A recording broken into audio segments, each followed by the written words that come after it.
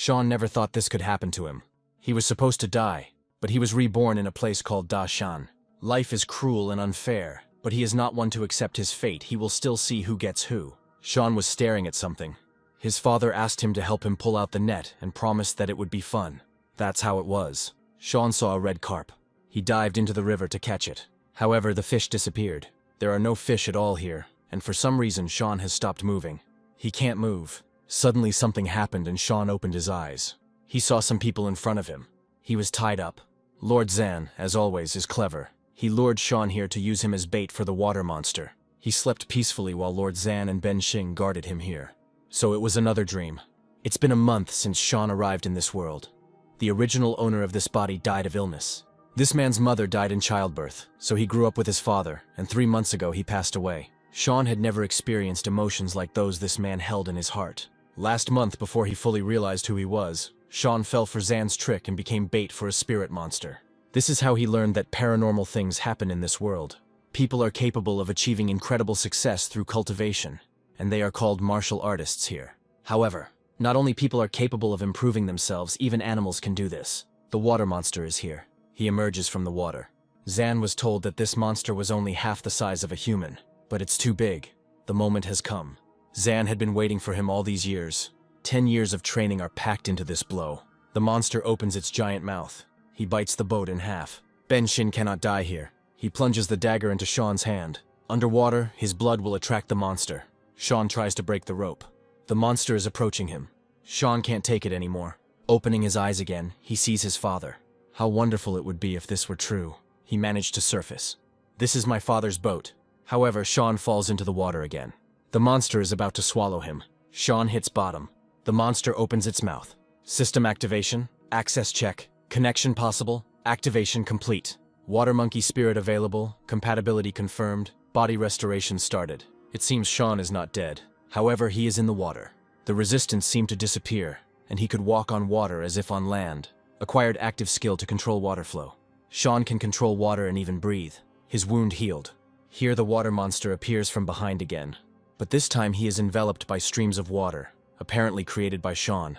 Apparently, it's the same system as in the comics. In water, nothing limits Sean, he can even control it. But this control has limits. Sean won't last long. Maybe we can calm this monster down. With the bloody mark of subjugation skill acquired, Sean can inscribe an ancient rune with his blood to form a contract with an aquatic monster. First we need to catch him. Apparently this is how magic manifests itself. I feel like Sean is going to pass out. He wants to live, and he must subdue this pathetic monster. Sean survived, and he was even able to subdue this big guy. Let him stay here for now. Sean will call him if he is needed. After the rune was cast, a spiritual channel was formed between them, through which Sean can contact the water monster from anywhere in the world. It's time to eat and go to bed. Luckily, some memories remained in my head. The house must be nearby. These people are heading to Sean Lane's house. It looks like he's in trouble with Crazy Zan. With Sean dead, all of his belongings can be seized. All that remains is to confirm that the mission failed. It's all because of that weakling Zan. Benson kicks down the door at Sean's house. Here he discovers that he is alive. Sean woke up. This is Sean Lane, so he's lucky that he didn't die. John Lee orders him to be captured. Sean is confused about what they are doing. Instead of answering, they beat him. Lord Zhao hired a martial artist, Mr. Zan, to deal with the water monster that was plaguing the villagers. And Sean somehow conspired with the monster and killed Zan. They lost a lot of money, and the village is still in danger. They were the ones who kidnapped Sean and used him as bait for the monster. Because of him, Mr. Zan died, and he still dared to come back. He is a monster. That's what Sean was called in his past life, and it was all because he was an outcast. He was bullied because he was an orphan. Let him attack if he is not afraid. Sean was also nicknamed the Monster because he was unstoppable. Showing off his abilities may be risky, but giving up is not his style. He will tear them to pieces, even if it means becoming a real monster. We need to tie him up and take him to the Zhao estate. They're just short of people for something, and an orphan like Sean would be perfect. If he agrees to become Lord Zhao's adopted son, he will be released. Otherwise, his legs will be broken. Adoption again? Those who ended up in the Lord's estate disappeared. A lot of people have been taken there recently. No one dares to offend Sean in front of the headman. He is a legitimate servant of the Shang dynasty. They cannot attack a government official. Lord Zhao has to respect him. They'll give him a heart attack. For now, John won't argue, but the Lord won't let it go. Some conflicts are best avoided. This may happen in the future too. This time, Sean was saved by the headman, but he can't rely on him every time. He must become stronger. The system is his chance. Water essence obtained. After subduing the crocodile, Tahua Sean can contact him via telepathic channel at any time. He is waiting for the crocodile to appear. Splashes rise. But instead of a giant monster, a tiny crocodile jumps out of the water. Subservient aquatic creatures can change size to control the energy they consume. So this is the work of the system. It is incredible. Sean asks to show where the crocodile found the water essence. They dive into the river. It looks like the crocodile led Sean to the grotto. Unbelievable, these are legendary spiritual plants. A plant with water essence has been discovered. The system master can absorb it. In this world there are plants and treasures that are saturated with various energies. They are called spiritual plants. Rumor has it that there is a pond in the backyard of the Zhao estate where unusual water lilies grow. With their help, Lord Zhao subjugates cultivators. I wonder how much water essence can be extracted from these spiritual plants. By the way, the crocodile could help Sean, but he can handle it himself. Sean reaches the shore with a bundle of spirit plants. Water essence is obtained. It can be used to improve fusion with a water spirit or to improve a pet monster. This plant is very tasty. Sean ate too much. First, it's better to upgrade yourself. He feels himself getting stronger. With this power, he could definitely defeat those guys. Now he weighs about 45 kilograms. His body cannot yet accept more energy. We need to think about how to deal with financial problems. Winter is coming soon, and the crocodile will hibernate. So Sean won't be able to rely on him. The crocodile brought him fish. Here's the solution. Sean can make some money by selling fish. For that fish, he received 80 coins. Not much, but at least something. After all, local merchants are not the vending machines from his world. You can negotiate with them. The financial problem is temporarily solved. All that remains is to figure out something about this crazy Zan. Here, Ben Sin notices Sean. It seems like there was a misunderstanding between them a few days ago. Ben would like to apologize. He was lucky to run into Sean. His boat is nearby. They could have lunch together. It will be just the two of them. Ben will see if Sean can escape this time.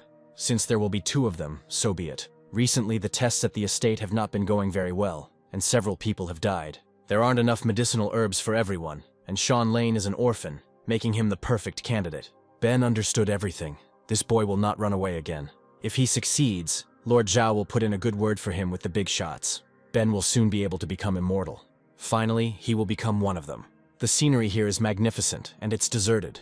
They need to get some food and resolve their differences. Sean asks Ben if he's sure there's no one else here. Of course not, he checked. He doesn't need any extra ears to hear Sean screaming after he drinks that fish soup. Sean awakens his power. He splashes water on Ben. It's as if he falls underwater and drowns. After a while, he opens his eyes. Sean tied him up. Ben sleeps like a baby. It looks like he was paid a lot to drag Sean to the estate. Ben can explain everything. This is the place where the water monster attacked them. Here he appears. He used to be a monster. Now he's Sean's pet. And I think Ben called him a monster too. Sean is a real monster. Ben will tell him everything. Sean asks to explain why they wanted to lure him to the Zhao estate, and why people are disappearing there. They are needed for Mr. Zhao to become immortal. He extracted pearls of immortality from them. The same fate awaited everyone who entered the estate.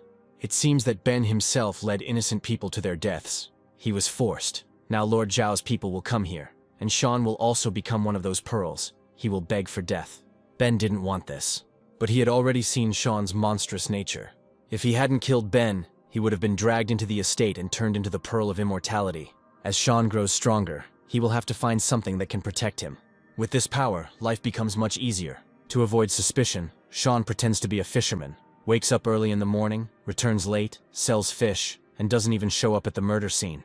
As for the boat, Sean said that Ben gave it to him as an apology and then disappeared somewhere. But Lord Zhao's men won't believe the story so easily. Ben's disappearance will definitely lead them to Sean. He needs to become stronger, and the fastest way is to join a martial arts clan. There are 3 clans in Pingyang, and the strongest of them is the Yang clan. Rumor has it that their leader has achieved such incredible strength that he is able to crush gold and cut stones, which is why he always remains at the top. If Sean could join them, the Zhao family wouldn't dare touch him. After all, the disappearance of a follower would bring great trouble to the clan. But the entry fee is between 5 and 8 liang, and at the moment, Sean only has 2 liang and 8 fen, so it looks like he'll have to find another way to earn money. Sean is again worrying too much about the future. Since the last leveling up, he feels how his body is getting stronger. The power of his mind seems to be growing too. He may now be able to control up to 2 creatures at once. Moving in water is becoming more and more familiar. Recently, Sean has been training a lot by swimming races with Tahua. The current he twists under his foot pushes him forward, giving him momentum. However, this requires increased control, so Sean gets tired faster. But at the moment, no one can match his speed. A fish swims past here. She overtakes Sean. This is a mystical fish. In the world of Dashan, some creatures evolved by accidentally absorbing spiritual energy. Such monsters are called mystical fish. Usually it is difficult to see even one. Sean tells Tahua to catch the fish. The crocodile begins to transform. He became gigantic again. The fish hits the bottom. You should have taken a fishing net with you. Sean uses water flow control. He captures the fish. Sean caught her. A monster is approaching from behind. Today Sean was lucky with his catch. He can sell this fish for a tidy sum. Then the approaching monster grabs him. He then throws Sean to the bottom. He seemed to have heard something about a man-eating catfish that scurried along the bottom of the Yangshan River. It's unclear what he's doing. Perhaps he's planning to attack. Then Sean attacks him. The bubble released by the monster bursts. It was lucky that Sean's reflexes were faster. However, the monster dodged. It's like he's laughing at Sean. Tahua hits the monster with his tail with all his might. Then he attacks again. This is a chance. If Sean does not subdue this monster, he will definitely die. His mental powers should be just enough. His actions can cause mental overload. The system advises to immediately stop the process. The power of the mind is not enough. The attempt to subdue the water monster can cause a backlash. There was a mental overload. Sean makes it to the shore. Who would have thought that this catfish would resist so much? Sean almost lost control, but the result was worth it. The evolution of the six-whiskered catfish is available. You can spend 80 points of water essence to turn it into a tiger catfish. Sean will call him Chonky. It seems to suit him. He checks his catch. Here Tahua brings the second mystical fish. Sean will try the smaller one to see if it increases his strength. He will keep this horn as a souvenir. 18 points, the same amount he would get after eating 18 spiritual plants. The larger fish would probably give 3 times as much, and if Sean ate it too, he could easily raise the fusion percentage to 10. But you'll have to hold back to save up for the entry fee. Sean comes to the market. The holiday had just ended, but for some reason there was a lot of noise again.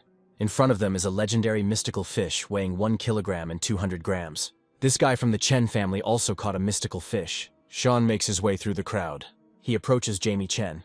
Their port of Sanro must be blessed by the river god. 2 mystical fish in one day. But the boy Chen caught only 1. Sean is not about him. He shows his catch.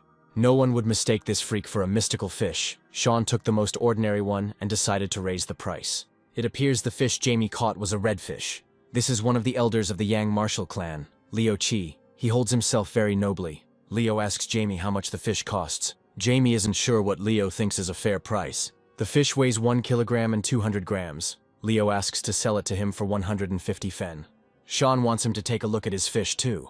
He has no conscience. If he angers the elder, they will all be in trouble. This is a bull bream, and it weighs 1.5 kilograms.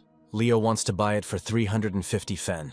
The family of one of those present will not be able to accumulate so much even in several generations. The main thing is to live long enough to have time to spend this money. Sean asks to explain why his fish costs twice as much as a redfish. The horns of the bull bream are used in medicine, and are used to make pills that increase stamina and help with blood stasis. In Leo's case, they were very useful. It's lucky that Sean kept the horn as a souvenir. He is counting money. Someone approaches him. He is a smart guy. Their village is proud of him. This is Andy Foe. Sean didn't thank him properly when he and the chief protected him from Lord Zhao's men. As an apology, Sean could give him those 350 fen. Sean asks if Andy knows how much money it takes to join the Yang clan. Andy's father is just about to send him there. To simply join, you need 350 fen. If you want to settle there, you'll need 500. And to eat and enjoy all the clan's benefits, you'll need a whole 1,000. This is more than in other clans, but it is not without reason that Yan is considered the best. If you add up all of Sean's savings, you get 455 fen. Then tomorrow they will go and record together. It turns out that Sean is rich. Someone's voice tells him that he has found a mystical fish. That idiot Ben Sin disappeared into thin air, but they tracked down the last person to see him, a kid named Sean Lane. There's no need to bother Lord Zhao with such trivial matters. John can handle it himself. Sean made fish soup. The aroma is wonderful. Tahua and Chonky are also worth trying. The influx of water essence is incredible, as expected from a mystical fish, and Sean has also become noticeably stronger. I'll have to look for another fish like this. It's time to pump up. 18 points from the bull bream plus another 24. Sean's strength is growing. I'd love to fight someone right now. Flow control skill has improved significantly. Because Sean fed Tahua and Chonky some soup, The points needed to evolve them decreased. Tahua requires 799 points of water essence to evolve into a horned crocodile, while Chonky requires the same amount to evolve into a tiger catfish. I wonder where this thing came from, whether it was created by man or developed on its own. On one panel there is a yin dragon depicted. On the second there is some kind of huge monkey. On the third there are deities with human heads and snake bodies. And on the last there is a mysterious emperor in black robes. It doesn't matter. These thoughts won't lead to anything anyway. Sean will go to the Yang clan tomorrow. He needs to become even stronger to deal with this Zhao. The next day, he and Andy set out on their journey. Soon they arrive in Pinyin. There they eat their fill and observe things they have never seen before. This guy will really get through here. He told the boy John that he was going to enlist in the Yang clan. Yesterday he sold some fish for 350 fen. They wouldn't earn that much even if they sold their wife. The boy is unlikely to give up such a sum simply because he was scared. He will throw this money down the drain, giving it to those soldiers, and they will nobly help him spend it usefully. Sean and Andy appear. I wonder how many assholes Andy can beat up at once after he finishes all his training. Even Sean, with his strength, isn't sure he can handle even a couple of them. Here one of the guys who was at the market stands in their way. Here they meet again. Let Sean give his money. He has a choice, money or life. He doesn't intend to give them the money. He's asking for it. Sean throws a punch. The second bandit attacks him. Sean attacks him too. He grabs it and throws it at the boss. Then Sean attacks him too. This is speed. Just 9 moves and the fight is over. As expected, Sean's speed increased significantly. Andy asks if he really needs a teacher. It's time for them to go. If they don't hurry, they'll be late. They are met by Songmin. He will take them to a person who will evaluate their abilities and tell them more about the clan. This is Liu Qi, their mentor. He is Master Yang's disciple. This is the man who bought the fish from Sean. Recently, Leo took advantage of the benefits of bull bream for self-improvement, and he bought this fish from Sean. Then he would definitely be suitable for them as a teacher, and they could spend the night here today. Now Leo will see what natural talent Sean and Andy have. This is necessary in order to choose the appropriate cultivation style. In fact, they don't even fully understand what cultivation is. They would like to have at least the basics explained to them. The warrior's path consists of 4 stages: skin, flesh, bones, and blood. At the skin stage, the body becomes stronger than that of an ox, which significantly increases protection. At the flesh stage, physical strength increases by an incredible amount. Lifting someone with one hand will be easy. At the bone stage, nothing will restrict their internal energy, allowing them to split stones with their bare hands.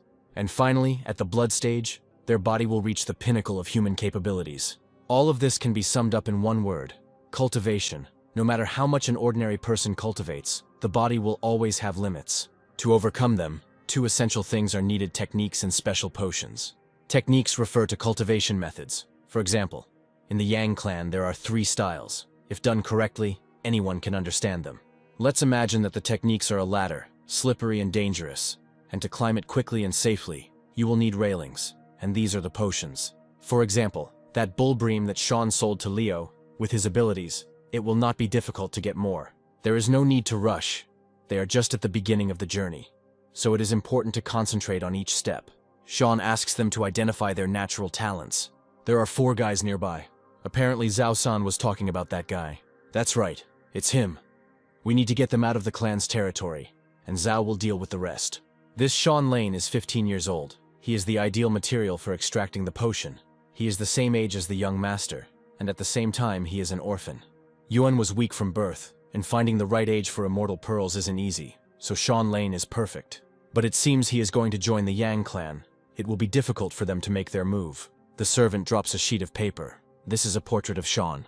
Yuan needs these pearls of immortality. Anyone who stands in his way will die. For some reason, Sean's bone structure is top-notch. Andy's is average. Sean must have paid a bribe. Or maybe he's just talented. It's time for them to go to the parade ground. There they meet Jamie Chen.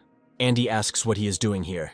So he can be here, but Jamie can't. It seems Andy wants to fight. Jamie is 2 years older than Sean, a capable fisherman and a good friend of the previous owner of this body. So he decided to train too. Everyone wants to be strong. Jamie sold fish to save up for the entry fee, and he finally succeeded. Then let him go with them to the parade ground. Liu Qi should have already started the lesson. If they don't hurry, they'll be in trouble. They will join the training. Now you can rest. After lunch, Teacher Lu will continue the training. Andy is exhausted. They smell like fish a kilometer away. Let them get out of here. But if each of them pays 100 fen, they will be allowed to stay. Jamie asks Andy to calm down and not embarrass Leo. Sean doesn't know if he has the strength to deal with these three. If they were going to fight, Barry was just about to reach the peak of the skin stage. It would be a good idea to try it out. Then Leo calls out to him. If they have nothing to do, let them go and do a plank for half an hour. Fishermen may consider themselves lucky, but this is no place for cowards. Leo calls Barry and his friends again. Curses in the back will not change the situation. This is further proof that you need to get stronger quickly. Sean needs to run home for a while. He asks Andy and Jamie to put in a good word for him with the teacher. It's a strange day today. It was already dark, and Sean still hadn't returned. He must have had his reasons. Andy's a moron. He can't know about it. Still, we need to give him a good beating. Luck smiles on Barry. He stumbled upon two cowards again. This time Leo won't help them. Barry will crush them both. Chonky and Tahua had almost reached the peak of the skin stage. But nevertheless, something frightened them so much that they called Sean. I wonder what kind of creature is there. Judging by these tracks, it's some kind of giant. Since the last upgrade, the fusion percentage has increased to 11.5, and now Sean can control up to 35 liters of water. In addition, the sensitivity radius has increased to 6 meters, so it has a better sense of the water space. This is a giant crab. It is too huge. Perhaps he also has intelligence. Leo said that any animal that has passed the skin stage becomes mystical, and judging by his size, this is true. Although it is unlikely that he is too strong, otherwise Tahua and Chunky would not have been able to escape. Sean isn't sure he can handle it. He doesn't even have a plan. Of course, he wanted to become stronger step by step, but dangers were always part of his path. Change requires risk. Truly significant things happen by chance, and things that usually don't matter are planned. Sean is not ready to accept his fate. If life gives him a chance, he will grab it. Ben Shin tried to take away his chance, and now he's dead. The crab wants to take his lotus pond. They will see who is stronger. Let him attack. Andy and Jamie have a lot of guts, but their friend has disappeared somewhere. Jamie grabs a rock and hits Barry with it. He hits him back. They are digging their own grave. Barry tells his friends to watch the gate while he has some fun with the boys. Andy wants to pounce on him. Barry grabs his arm and twists it, and Andy loves to wag his tongue. And Jamie's cheeky eyes are really annoying. Barry will poke them out and see how he trains after that. He sticks his finger into Jamie's eye. Meanwhile, Sean is fighting with the crab. His shell seems to be completely impenetrable. Sean tells Tahua to bite the crab. The crocodile bites him. Sean uses water flow control. His psyche becomes overloaded and he begins to lose control. Chonky attacks the crab. He's attacking Sean's spiritual plants. He doesn't dare touch them. Now it's definitely the end for him. He must have a weak spot. Tahua and Chonky attack the crab together. No matter what damage he is threatened with, he always protects his lower part, which means his belly is his weak spot. Sean had been calculating this move for a long time. He needed to squeeze the maximum amount of water pressure on the spear handle. With his current amount of psychic energy, he would only be able to impart 2 twisting turns, but this would be enough to accelerate the spear 3 times. Psychic energy is at a critically low level. Sean is at risk of losing control over the pets. He must immediately stop the action he has started. He will not give up.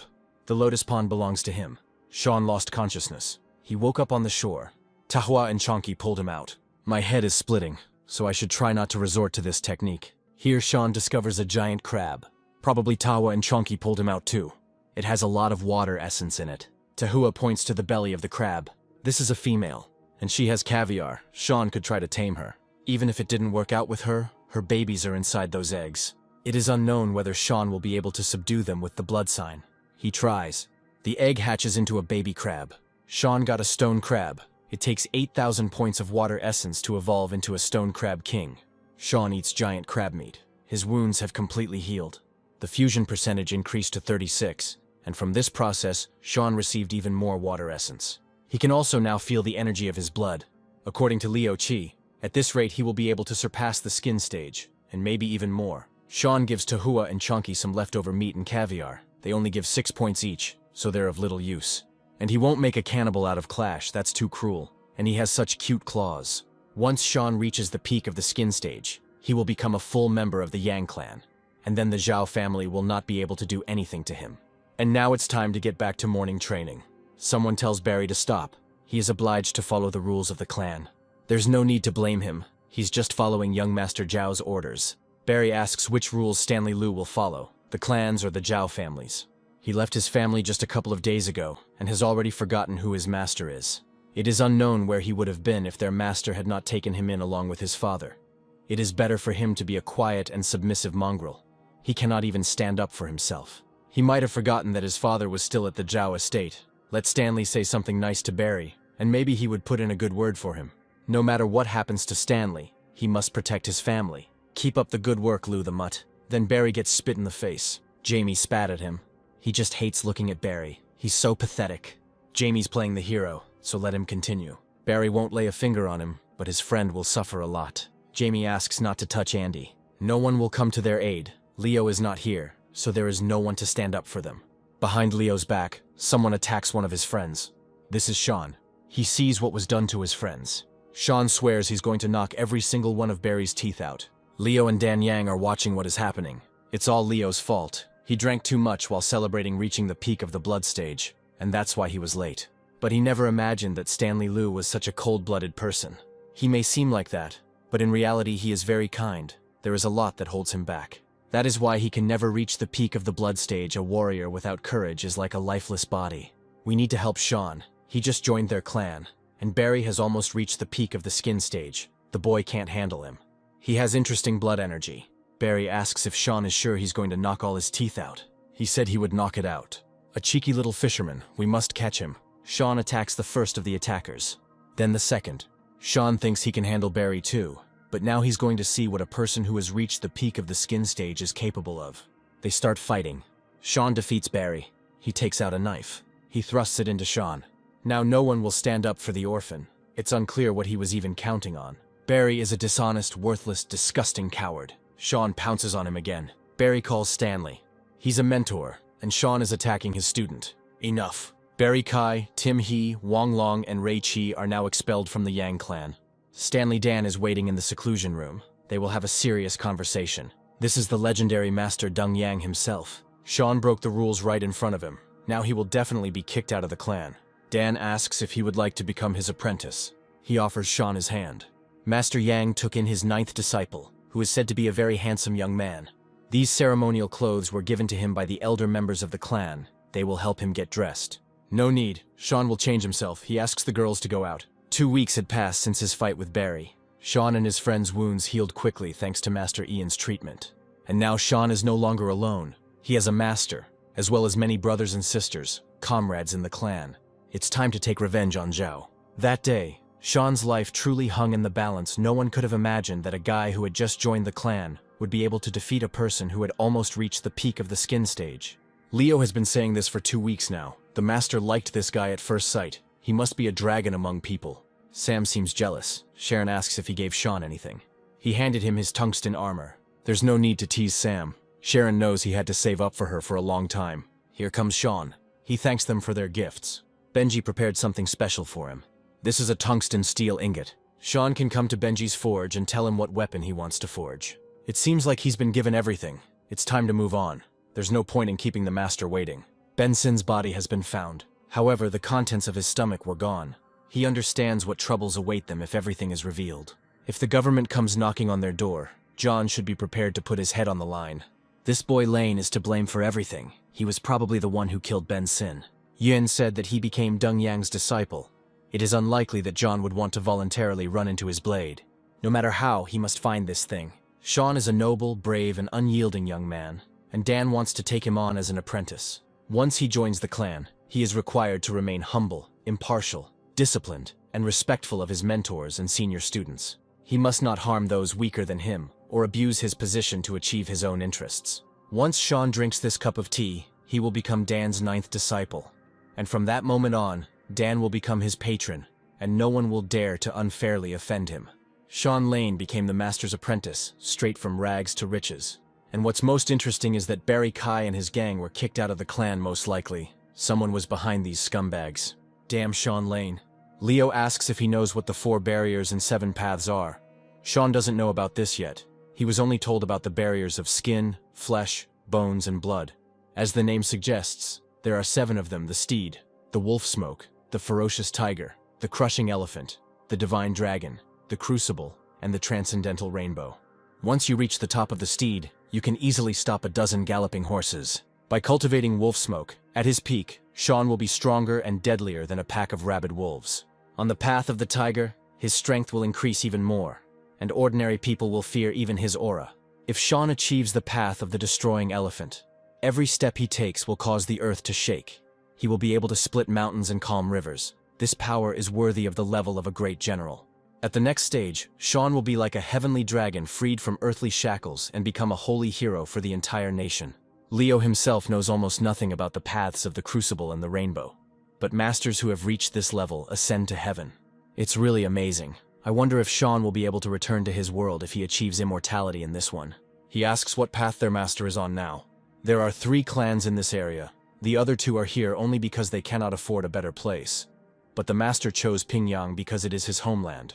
He is the only person in the area who has achieved the path of the ferocious tiger. Perhaps with Sean's system it will be possible to reach even such a high level. This is where they will end today's lesson. Sean must remember that cultivation does not tolerate haste. It is necessary to change gradually, paying attention to the smallest detail and maintaining balance.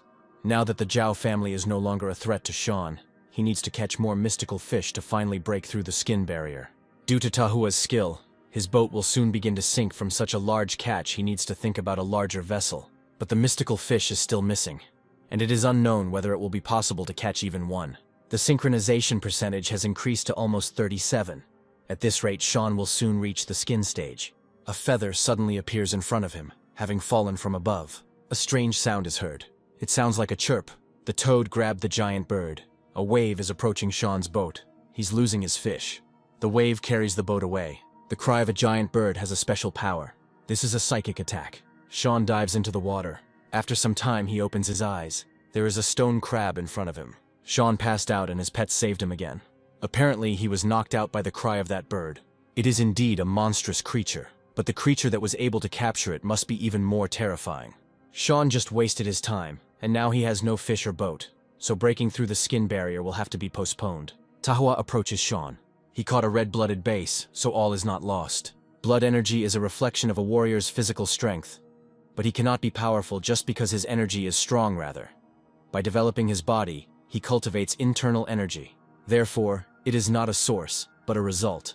But this result can strengthen the source, forming a beneficial endless cycle. These incenses help in training. The key to breaking through the skin barrier lies in concentrating the blood energy in the chest chakra area. Eating mystical fish allows you to speed up the process a little. This is already the 38th attempt, just a little bit more. To overcome skin barriers, you need to concentrate your energy to stimulate the body's integument and muscle fascia. It's about the power that bubbles within Sean during physical training. It's the source of life. When he feels the warmth spreading in his chest, let him direct it through his bones and lungs until it reaches the outer shell and bursts out. This way it will reach the peak of the skin stage. This is the 40th attempt, but it is still not enough. The merger percentage increased to 49, but Sean still couldn't break through the first barrier. However, he has a premonition that when he reaches 50, everything will change dramatically. The fish are gone, and the spiritual plants are of little use, so it looks like I'll have to go fishing again. It's already getting light. Someone is knocking at the door. These are Jamie and Andy's fathers, Han Chen and Greg Fo. Greg hadn't seen his son for 2 days, so he came to ask if he was with the clan or hanging out somewhere. The same with Khan's son. Sean came back so late that he completely forgot to tell them everything. Everything went well for the 3 of them. They were even given a separate room, so they decided to stay there for training. In fact, they are simply afraid to go home, as their wounds have not yet healed. It seems Yangshan has given birth to future warriors. Han always knew that Jamie and Andy had a great future ahead of them. They came to tell Sean that their village was going to organize another sacrificial ceremony for the river god. Sean remembers this tradition, but he felt like they had already performed this ceremony 3 months ago. After yesterday's sign, they can't do otherwise. The sky god jumped out of the water and grabbed the giant firebird. They say even the heavens split at that moment. So they're talking about that toad. Sean understood everything. He will donate money and take part. Now it can control a maximum of 150 liters of water, which can be compressed to a 10-liter volume, which means that a liter flow will have a power of 15 kilograms. When Sean is underwater, his strength already surpasses the skin barrier. He could easily deal with 4 Tahua, if only he had the right weapon. In this world, there are spiritual weapons that can regenerate and even be upgraded. However, its production requires the rarest materials and treasures. Chonky found something. Apparently it's under the rocks. This feather seems to have fallen from that giant bird. It looks unusual. Sean was just about to go to Sam's forge to pick up a weapon. Maybe he could find out about the feather too. It seems like the forge should be somewhere nearby. Sean notices something that looks like smoke. It's not far from here. He'll have to ask Sam. Sean comes to the forge. While fishing in the morning, He found something interesting and decided to ask Sam what it was. This is a feather of a crimson phoenix. This is a real treasure, an amazing find. The crimson phoenix is a rare mystical creature that, when in mortal danger, pours all its life energy into its feathers. Then it sheds all its feathers, which scatter all over the world. One of the feathers, which has the greatest concentration of the phoenix's vital energy, is called the golden crimson feather. It is this that gives the creature rebirth, completely restoring its body. Unfortunately, it is an ordinary feather, but nevertheless, it is still a very valuable find. If Sam were Sean, he wouldn't just absorb the energy from this feather, he'd rather make it into a spiritual weapon. Judging by the last fight with the crab, something like a spear would be ideal for fighting underwater vehicles. Sean chooses the spear. Such weapons are rare to find in their clan, of course. The longer it is, the greater the range of destruction. But it is also more difficult to control. Sean has already thought everything through and asks to use this feather too. He will finally have a spiritual weapon.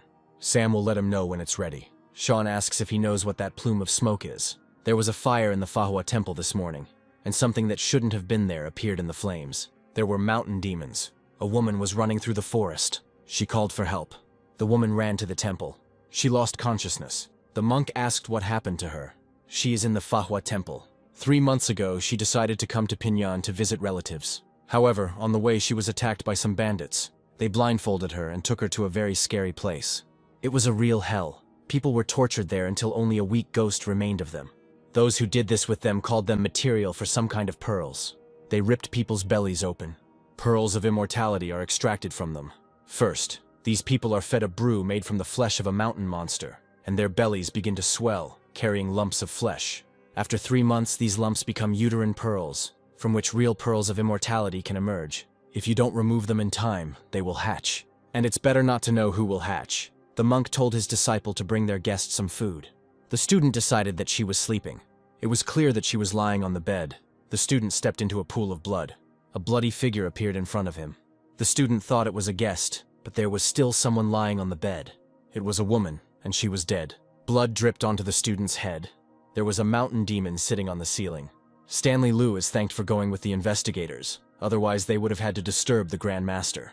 No need to thank anyone. This is the direct responsibility of any cultivator. Stanley was told that he had to deal with the Manhwa temple, cover for Lord Zhao, and get that thing back. He will understand everything himself when he sees it. They came. This is the Manhwa temple. When they enter, they discover corpses. The student must save the teacher. First, you need to try to look around. It was as if they had been bitten by a giant insect. There was not a single whole corpse here. So John wanted Stanley to cover this up. These tracks lead in that direction. It looks like some bodies were being dragged. And the tracks end where the monk and the other investigator are now. They go in there. So Stanley must return this thing. In front of them is a huge egg, towering over a mountain of corpses. Someone slams the doors. This is the least of their problems, because it is about to hatch. This is the egg of the mountain monsters, the signature of the cult of the Mother of Spirits. When the mountain monster hatches, it absorbs flesh and blood to enter the second stage. Maturation is almost complete. It will be reborn any minute. It will be a monster comparable to a warrior of the mount level. The monster hatches. This is the second stage of the mountain monster. He rushes at the monk. The investigator is trying to help. The monster rushes at him. He is as strong as a horse, and Stanley hasn't even overcome the 4th barrier yet. He needs to run. His strength should be enough to knock down the door. But this crap can get out. Survival is much more important. Stanley has always lived like this. His life comes first. What a disgusting person he is. The investigator calls for help. It looks like Stanley will finally find out how strong the horse is today. As a child, he dreamed of becoming as cool as Master Yang. They and their father will start working at the Zhao estate. This is their chance. Lord Zhao's son bullied and beat Stanley. He doesn't even have a mother. All he can do is hide in a corner and rot there with his pathetic father. Young Master Zhao started it first. Stanley must behave with dignity, respect his elders, be modest and diligent in his studies. But most importantly, he must become someone he himself will respect. Once he joins the clan, he is obliged to remain obedient, impartial, and disciplined. He must not harm those weaker than him or abuse his position to achieve his own interests. He must respect his teachers and senior fellow students. A follower of the Yang clan must stand guard over justice and fight for good. He cannot be tempted by evil. Someone set the temple on fire. Grandmaster Deng Yang is an unwavering warrior with a fierce gaze and a sharp sword that threatens death to his enemies. Then his sword was ready to cut, pierce, stab, and chop, shining brighter than gold and sapphire. His furious movements pierced the darkness like a ray of sunshine, terrifying his enemies. So he fought against hordes of monsters among the sands and winds. The monster bit off Stanley's hand. He can't let him escape. Stanley wounded him, but did not kill him. It was lucky that he was still weaker than the horse. Stanley is a true hero. This world is full of people who are much braver and more worthy than him. Yenjo ordered him to knock out the teeth of beggar children. Otherwise he'll knock Stanley's teeth out. He asked the children for forgiveness. He must do this to rise to the top and become a great man. Following the fire at the Manhwa Temple, a team of investigators was dispatched to the scene. There is something there. They enter where Stanley fought the monster. Both died. The investigator found a sign. Stanley handed the children some food, and the girl asked why he was helping them. Because he is a hero, and heroes do not bully the weak. One must understand how angry the ruler will be if what happened in the Manhwa Temple is revealed. They couldn't hesitate. When they learned that the woman had escaped, they immediately set out in pursuit. But they could not know that this whore would run into the temple. When they found her, the place was already covered in blood. There was no choice but to send Stanley Liu to the authorities. As soon as they entered the Sutra Hall, they slammed the doors behind them and started a fire to destroy the evidence. This fire is useless. It would take 3 days to burn everything down. Each of them is to blame for what happened. They didn't keep an eye on the girl, and this is what came of it. They were not honest enough with the Great Mother, and insincerity must be punished. Such is the will of the Great Mother. Lord Zhao has made a great contribution to their cult. The Great Mother will surely forgive him. But we must not forget that they are all in the same boat. The Lord will fix everything. John may actually want to give up his son. This will never happen again. In such a case, the ruler relies on them. He openly threatened them. If it weren't for the wealth and power of the Zhao family, the Lord wouldn't even listen to this old man. Luckily, the servant had enough sense to let that whore give birth to a monster so that she could get rid of unnecessary witnesses. Another chance like this might not present itself for a long time. In the end, everything is going according to plan. But for now we need to keep quiet. The authorities have already begun an investigation. Once everything settles down, they will go to Hanzhou, where Lord Zhao has lands where they can continue their good life. Yuan will continue his studies there. That bastard Yang will no longer interfere in their affairs. If they don't want to be disposed of, they must minimize the consequences of what happened. Sean didn't expect Stanley to end up like this. Andy said he was the only one who tried to stand up for them that day. But it is unclear what he was doing at the Manhwa Temple. The Yang clan did not receive any inquiries from the authorities that day. This world is very cruel. Fortunately, that monster is already dead. Sean is back. A whole crowd had already gathered at his house. The mountain demon is looking for him. They say that the past of great people is filled with pain and suffering. This boy is really suffering. Ned has been lying here for half an hour. This small fisherman is not worth it. I can't believe Larry could have such a stupid son. He will beat Ned to death. Everyone hoped that the martial arts clan would make a man out of him, but it was clear that he would cause trouble. Aunt Shona doesn't remember them ever sharing even a grain of rice with him. He would never repay them for their kindness, just like his idiot father. Here he is. Sean came to his house. He resembles a young pine tree standing unbending under the fierce gusts of wind. No wonder Master Yang made him his disciple. It's like becoming his adopted son. Now even the prefectural authorities will have to take him into account.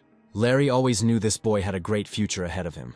He couldn't even imagine that his son would stoop to such base acts. If Sean wanted to beat him to death, he wouldn't stop him. Sean isn't one to hold grudges for long, but you can't keep everything to yourself. Ned admits that he was wrong. He will become his servant, if only he spares him.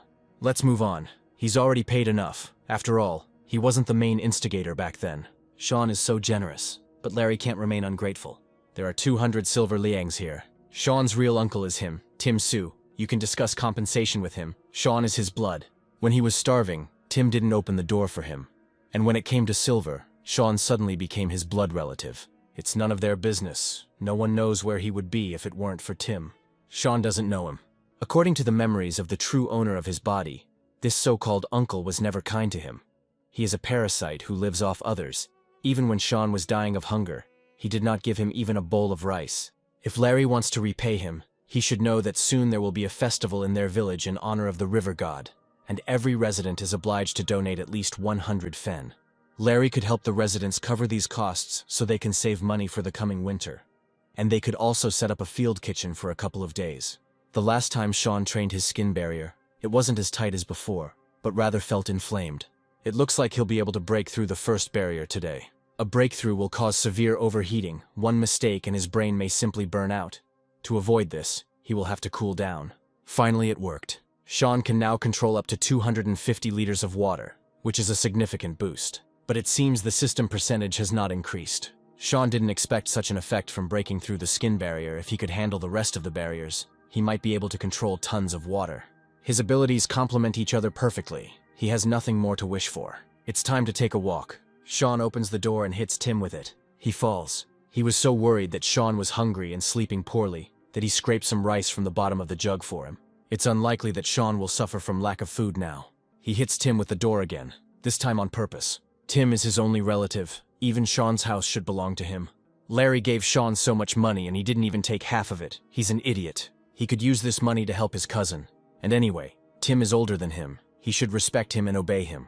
Apparently Tim wanted to die. Sean changed literally in a second. This cruel boy joined the clan and doesn't even recognize his relatives. Tim is his uncle. But he did not help pay for his father's coffin or share food with him when he was dying of hunger. Because of his insolence, Sean's father inherited only a boat and had to work day and night to raise his son. And no one gave their word. Here someone pokes Tim in the stomach with a stick. When the boy started to succeed, he decided to take advantage of his success. It's unclear where he was before. Let him go away, so that his spirit is no longer here. In Yanshin County, this old man is far from the only headman. But he is special. He is the head of the Chen family. Even Lord Zhao must take him into account. Sean thanks the headman and asks why he came here. He hoped that Sean would agree to become a priest at the river festival. From this position, he will be able to observe everything that is happening at the festival. Maybe there we will be able to figure out what the river's favor is. Sean agrees. The headman asks him to learn the ritual texts thoroughly. The sun is shining, the birds are singing, and Sean is walking to school with his briefcase. He doesn't know many of the local hieroglyphs, which is bad in itself. And besides, he needs to learn the ritual text. She will become a student of the ancient world. Luck will bring them comfort, honor, and wealth, but one should not associate with criminals, for they are unworthy by nature. When it came to school, Sean didn't think it would be elementary. He does not repeat after the teacher. There is no need to be arrogant. He should be grateful to his master for letting him in here at all. One must follow the will of the law, respect authority, and act wisely. Diligence will bring them comfort, honor, and wealth. One should not associate with criminals, for they are unworthy by nature. Learning is difficult, but they must be diligent in order to understand the world. After all, in his past life, Sean studied at a prestigious university. He feels that this method of memorizing hieroglyphs is ineffective. This method has been passed down through many generations. Don't think that the teacher looks down on Sean, but some ignoramus can't offer anything useful. The semantic method has some merit, but it is very complex and still requires memorizing the spelling of each individual character. But Sean suggests a way where the hieroglyph is divided into symbols that represent specific sounds. He calls it the pinyin system. This sounds simpler than the semantic method. Terry C. asks to tell us more about this. This is Mr. Shi. He arrived from the capital. May the wise men of the past forgive the teacher. He does not want this heresy to touch his ears. In Dashan, it is customary to reward scientists if a person invents something useful. He can receive money, tax exemption, or even a noble title. People will soon begin to notice Sean's uniqueness, and he needs to take control of his reputation to avoid suspicion. He's definitely talented. Maybe he wants to study under Terry. Education should not know status. He learned this from his teacher. But this is outrageous. The teacher has nothing to worry about what Sean can't ask. He will ask himself. What he can't resist, Terry will take on. Sean knows it's Tahua's fault. This place is much bigger than it seemed. Looks like there's even more space at the top. This vine has a soft texture. Sean tries to eat it, but he can't even bite through it. There is air here. It looks like the vine is coming from here. Sean dodges some kind of creature. Too slow, he had already noticed it a long time ago. It looks like a centipede. She wants to jump on Sean again, but Clash stops her. Sean didn't even notice how much he grew up. Clash grabbed the centipede. Sean heard that these centipedes have very powerful mandibles, but there is a weapon even more terrible: poison. If Sean can subdue this centipede, he'll have a great hidden weapon, and it should have just the right amount of psychic energy. His body became stronger after breaking through the skin barrier. I'll have to order a dagger from Benji. There is barely enough blood. Sean moves his finger towards the centipede. The recoil is unexpectedly strong. He subdued the celestial centipede. She mutated by absorbing spiritual mushrooms and the blood of a warrior. Sean will name her Afe. It takes 10,000 points of water essence to evolve into a winged celestial centipede. I wonder where she got all those mushrooms. Afe leads Sean into the grotto. There he discovers a skeleton. He is a former general of the navy of the Great Qing dynasty. After the defeat, being mortally wounded, he sank and decided to meet his death here, not daring to appear before his majesty. Great Sun, water, defeat, death. Sean doesn't understand the rest. Perhaps there is an ancient battlefield buried somewhere nearby, and there might still be something valuable there. Apparently there are spiritual mushrooms in this chest. Most likely the other one was eaten by Afe. Sean will bury the master under the lotus field. Now it's time to pump up. This should be enough to get past 50% of the merger. Tahua Sean will give 1/6. Chonky and Clash will get 1/12 each, and Afe has already eaten 1 mushroom. That's enough for her. Sean ate the rest. So soft and tender, like tofu. Sean received 216 points of water essence. New skill unlocked, Aqua Dash. Sean will see what he can do. He crashes into a rock. It's a movement skill, but it burns too much energy and is difficult to control direction. Sean can now control up to 400 liters of water. Pets have also been leveled up. It's strange when Chunky managed to overtake the others. Something doesn't add up here. But perhaps these are the peculiarities of his digestion. Aqua Dash can be upgraded to Aqua Leap with the river's favor. Sean feels it has something to do with the holiday. A week later, Andy comes to him to invite him to a party. Sean tells Afe to jump on his hand. The centipede wraps itself around his wrist. Sean is ready to go. The River Gods Festival is about to begin. A woman asks her daughter why she is crying. The girl sees a monster. Don't joke like that. There's no way a monster could have come from their village. The mother will buy the girl some sweets. The monster lurked behind the wall. The holiday begins. They bring in sacrificial animals. The shaman is on site.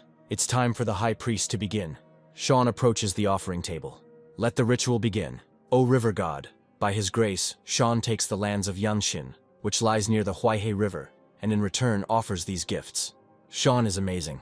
Andy doesn't know what happened to him, but they grew up together, and he doesn't look like the old Sean. The monster jumps onto the roof. Now he is very close. Sean notices him. It's a mountain monster, with cracked skin like dry bark, just like the one in the picture from the Monster Almanac. The girl sees him again. This time others notice the monster too. He jumps to the ground. The girl and her mother lose sight of each other. The monster rushes towards the girl. Sean won't be able to save her in time. Jamie comes to the rescue. Andy only recently learned this technique, but there is no other way. The monster dodges. Andy won't have time to throw another blade. The monster is about to pounce on Jamie. If Sean has any tricks up his sleeve, now's the time to show them off. This is water from the river. Collected for the ritual for the Aqua Rush, you will need water, which means you will have to create the conditions yourself. Sean activates Aqua Dash, just in time. Sean tells Andy to take the girl and run. He can leave the rest to him. But Andy will come back to help him. It's unclear where this creature even came from here. She disappeared. The monster is approaching from behind. He is very strong. Sean delivers the finishing blow. Andy and Jamie are back. First you need to immobilize the monster. You need to aim for the joints. Andy and Jamie stab the monster with knives. Then Sean strikes again. Now it's Afe's turn. This creature will definitely get hurt by her poison. The monster wants to pounce on the residents. Sean throws a stake at him. The monster starts saying something about immortality and calls out Sean's name. He can talk. Perhaps this is how the river god punishes them. The villagers are in a panic if things continue like this. They can forget about a peaceful life. This is a gift of blessing for all of Yanshin. A perfect offering for the river god. The monster's head now lies on the offering table. If Sean hadn't broken through the skin barrier, eaten that mushroom to increase his fusion percentage, and used Afe's poison, he wouldn't have been able to defeat that creature. It seems that he really has become much stronger. In addition, he finally received the river's favor, with which he can level up a new ability, but for some reason he earned very few points.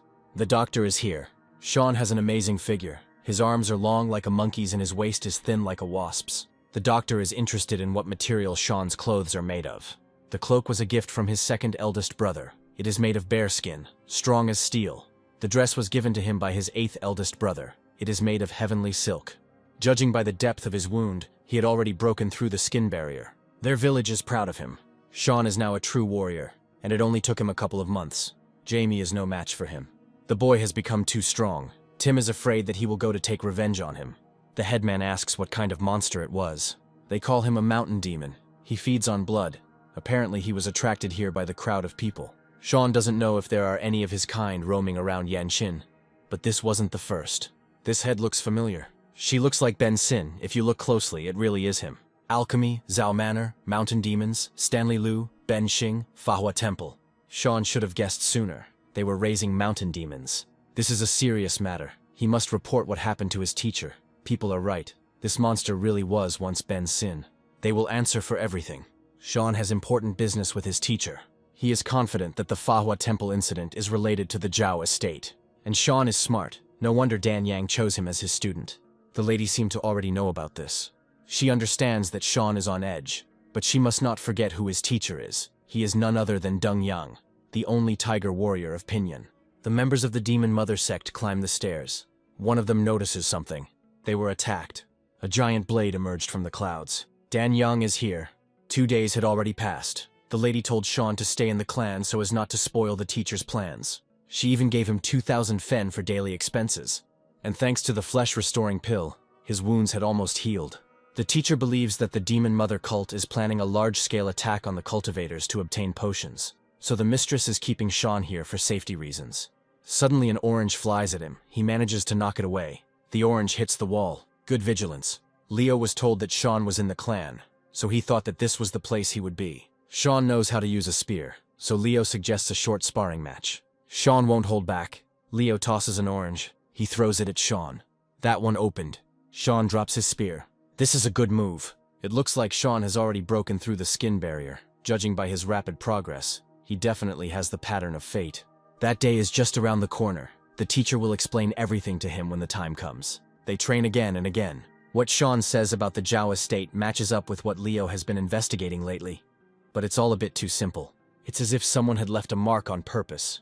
Maybe Leo is making it up. If Sean has broken through the skin barrier, this book is for him. It's called The Power of Bowing Technique. Perfect for a warrior who has just broken through the skin barrier. Martial techniques are divided into 2 classes, the movement class and the strength class. Strength techniques are needed to deepen control over QI energy and blood. Let Sean read this and use it in his next sparring session. Leo never said why he was looking for him. Benji sent him, the weapons are ready. The mountain demon is chained. The sectarians are leading a group of people past. This girl is the same age as Wang Ling's daughter. Lord Wu awaits. All the ingredients are ready. In 3 days they will be able to feed him. They must take good care of him. This is very important. Those who have a hot temper have explosive weapons. Those who are more docile have soft ones. The first stage is softening the tungsten steel, purifying the essence, and strengthening its durability. The second stage is to reveal the energy of the crimson feather and allow the steel to absorb it. It is a volatile darkness, balancing between illusion and reality. It feeds on blood. And it is from this that Benji will mold the shape of Sean's spear. Spiritual weapons must be saturated with the blood of the future owner. The spirit of the phoenix rises from the furnace. The weapon rejects blood, just not on Benji's shift. So here it is, Sean's spiritual weapon. It's heavy, about 45 kilograms. Sean is connected to him as if they share the same breath. There are stuffed animals in the yard. He can try out the spear. Sean is quick to take advantage of the offer. Great, but he still hasn't given it a name. He will call it Wave Conqueror. Looks like Sean's weapon is ready. Let Sam tell you himself what brought them here. The teacher sent him on reconnaissance, but he was doing something completely different. But in taverns, you can really gather a lot of information. In fact, Sam knows where one of the strongholds of the Mother of Demons might be. At that moment, Sam was enjoying the flowers. The sectarians passed by. I wonder what they're thinking about as they walk around in black robes in broad daylight. Sam simply followed them and found their shelter near the Fahua Temple. So, we can follow the teacher's plan. Given the situation, a direct attack seems appropriate. They will take care of it tomorrow, and this time Sean will go with them. His hands were already stained with blood. He couldn't avoid it forever, especially with so many enemies around. You don't have to listen to this nonsense. Sean agrees to go with them. This mountain demon is well fed and stronger than ever. He tried so hard. If he had not turned into a monster, John, his father, would not have achieved immortality. Among their ingredients today were treasures. He needs very little, but if the plans are disrupted because of him, he's dead. Apparently, this is the place Sam was talking about. It was lucky that the teacher left them Black Fang. Without him, they would not have found the marks. Black Fang begins to bark. Benji calms him down. Sean asks where Sam went. He shoots a bow. The arrow hits the lustful cultist just in time. This is Sam's signal. It's time to go on the offensive. So this is the strength of a horse. This is no time to sit back. It's their turn now. Benji attacks the cultists. Arrows pierce them. Sam let them out. Sean won't be able to use the spear in close combat, so we need to surround him. However, Sean manages to attack the cultists. He tells Benji to take Black Fang, find the prisoners, and take them away from here. We need to run. They've already broken through. That demon slaughtered the entire temple. It's Lan's fault. All because he missed that girl. There were children the same age as his daughter. He can't take it anymore. They are all guilty. The sinner will not escape punishment. Lan attacks one of the cultists. John Lee orders them to release all the mountain demons they have. This is the perfect opportunity. If he can get through the secret passage, he can change the course of the game. For such bastards, death is too light a punishment. Sean is probably coming down the mountain with the captives. They're done. He should be back soon too. But Benji is bothered by the smell of blood. It is too intense. There may be more prisoners somewhere. Sean finds a hidden passage. Judging by Black Fang's reaction, there's something there. Sean opens the doors. When he enters the cave, they slam shut. Demonic Hunt activated. It must be completed to receive the blessing of the River Guardian. Each new stage of cultivation will yield twice as many fruits. Mountain demons appear. There are a lot of them. Looks like Sean won't leave here until he kills them all. Then he won't waste time. It's good that he has become much stronger in recent days, but it is unknown how long he can hold out. He can't fight half-heartedly. Sean rushes into battle. He killed 6 demons. Time to start the second round. The demons are advancing. This time Sean killed 31. Looks like they're all gone. Someone appears behind Sean. It really is him. Who would have thought that a fish-smelling orphan could go so far? Sean is just in time. John has prepared a gift for him. It is Stanley's father, Lou. Sean has come to save him. Sean's brothers are nearby, so today will definitely be the end for John. Rocks fly behind Sean. In front of him is a giant mountain demon. Now John will see who will finish off whom. They do have reason to worry. The demons they have encountered so far were no stronger than the skin barrier. So it's not them that Benji fears. Sean could be facing something even worse. A demon with the power of a steed. This is the most dangerous situation he has ever been in since his rebirth. This monster has thick, bloated arms and an absurdly huge body. There's no need to even think about it. This creature is close in strength to a horse. But Sean can't just give up. He's been through too much fighting for this life. He can't give up now. Danger is just one facet of life. Even if his miserable childhood didn't break him, he can't be afraid of something like this. Sean dodges the giant's blows. It's hard to believe that this boy only spent 6 months in the clan. John's son must kill him for his father's sake. The monster strikes. Keep it up. The difference in strength is too great. It is possible to merge with a portion of the Riverkeeper's Imperial Grace, achieving the first stage of Ascension, doubling combat stats and increasing damage against aquatic creatures by 10%. It seems Sean was lucky, but luck is part of strength. He chooses fusion. He finds himself in some other place. The dragon asks if the Riverkeeper is sure that he will not regret it. It is unclear who he is talking to. Who is the keeper of the river? Violating the laws of the universe is a direct path to death. Somehow Sean ended up in the body of the Riverkeeper. This technique is called Dragon Break. It's unclear what a weakling like Sean was even counting on. John did all this just for the sake of survival. People are born with luck or a silver spoon in their mouth, but he only had a son. He had to claw his way to the top. He had gone through a lot to become that idiot Zhao's chief servant, and Sean would never understand his suffering. John tells his son to finish him off. Sean opens his eyes. There is an explosion. Sean is ready to fight. One day he asked Deng Yan if he knew anything about the furnace and rainbow paths, and how powerful they were. Dan said that no one alive today has ever seen them, so no one knows. But the people call them divine paths. Sean activates Dragon Rupture. He decided to scare them with tricks. They had to kill him. The monster rushes to attack. Something is happening to his hand. It tears her away. The monster rushes towards John and evaporates. Now he has nothing left. Sean falls. It's his fault. John will finish him off. Here, the explosion causes stones to fly apart again. Leo, Sam, and Benji found a hidden room. Looks like there was a serious fight here. John is wondering how he can escape now. First, we need to get Sean out, and then we need to inspect this place. John wanted to get out of the cave, but someone calls out to him. This is Lan. He asks where his daughter and wife are. Actually, John is the main servant, and Lan yells at him. Lan pounces on John and again demands to know where his family is. In this chaos, it's impossible to figure out who went where. Maybe they were eaten by mountain demons. Lan slits John's throat. Let him go to hell to pay for his sins. We mustn't give up. Our daughter and wife Lana may still be alive. Sean is in a lot of pain. His body feels like it's being torn apart. He wakes up. This is a room in the teacher's estate, but Sean just fought a mountain demon. It seems the fight ended when he was unconscious, and his older brothers saved him. Partial fusion with the Riverkeeper's Imperial Grace is complete. Sean has reached the first stage of Ascension. His combat stats have doubled, and his damage against aquatic creatures has increased by 10%. Sean gained a better understanding of how his body works. He feels the boiling point. It pulsates within him. 3 inches thick and 2 feet long, it can begin to refine the flesh. He has only been cultivating for 2 months, but has already reached the beginning of the second barrier, all thanks to the system. Leo didn't expect to see him so alert right after waking up. They came to ask him about what happened in the secret room. Apparently they don't know about that monster. They shouldn't talk about it. Otherwise questions about its strength might arise. Sean says that he passed out after defeating the last mountain demon sent by John Lee. They found him dead too. This means that someone was hiding there and watching them. But if it wasn't a friend of the Zhao people, he should have helped Sean. Leo will report everything to the teacher. Sean needs to get a good night's sleep. Sam heard that his house had just been finished being rebuilt. After some time, Sean returns home. This is not a house, but an entire estate. And indeed, it doesn't look like a home for one person. Kim Rice invites Sean to take a look at the house. There's no need to call him Mr. Lane. Kim is much older than him. Sean saved them. This is the least they can do to thank him. They even raised some money for him. It's not worth it. It's better to spend them on 2 meals a day for the workers. They can divide the leftovers among themselves after construction in their time. Rice is sometimes more expensive than meat. Mr. Lane is so magnanimous, so noble and generous. Thanks to Sean, the clan sent 3 guards to them. Only their faces are a little scary, but for warriors this is normal. If Sean's father saw this, he would be proud of him. His life will not be in vain. The last time the boat crashed, if he wants to continue fishing, he will have to buy a new one. He had been waiting for this moment since the system had awakened. He thought it was just a naive dream, but in that dream he saw how the Riverkeeper really walked on water. The wave submits to him, it's amazing.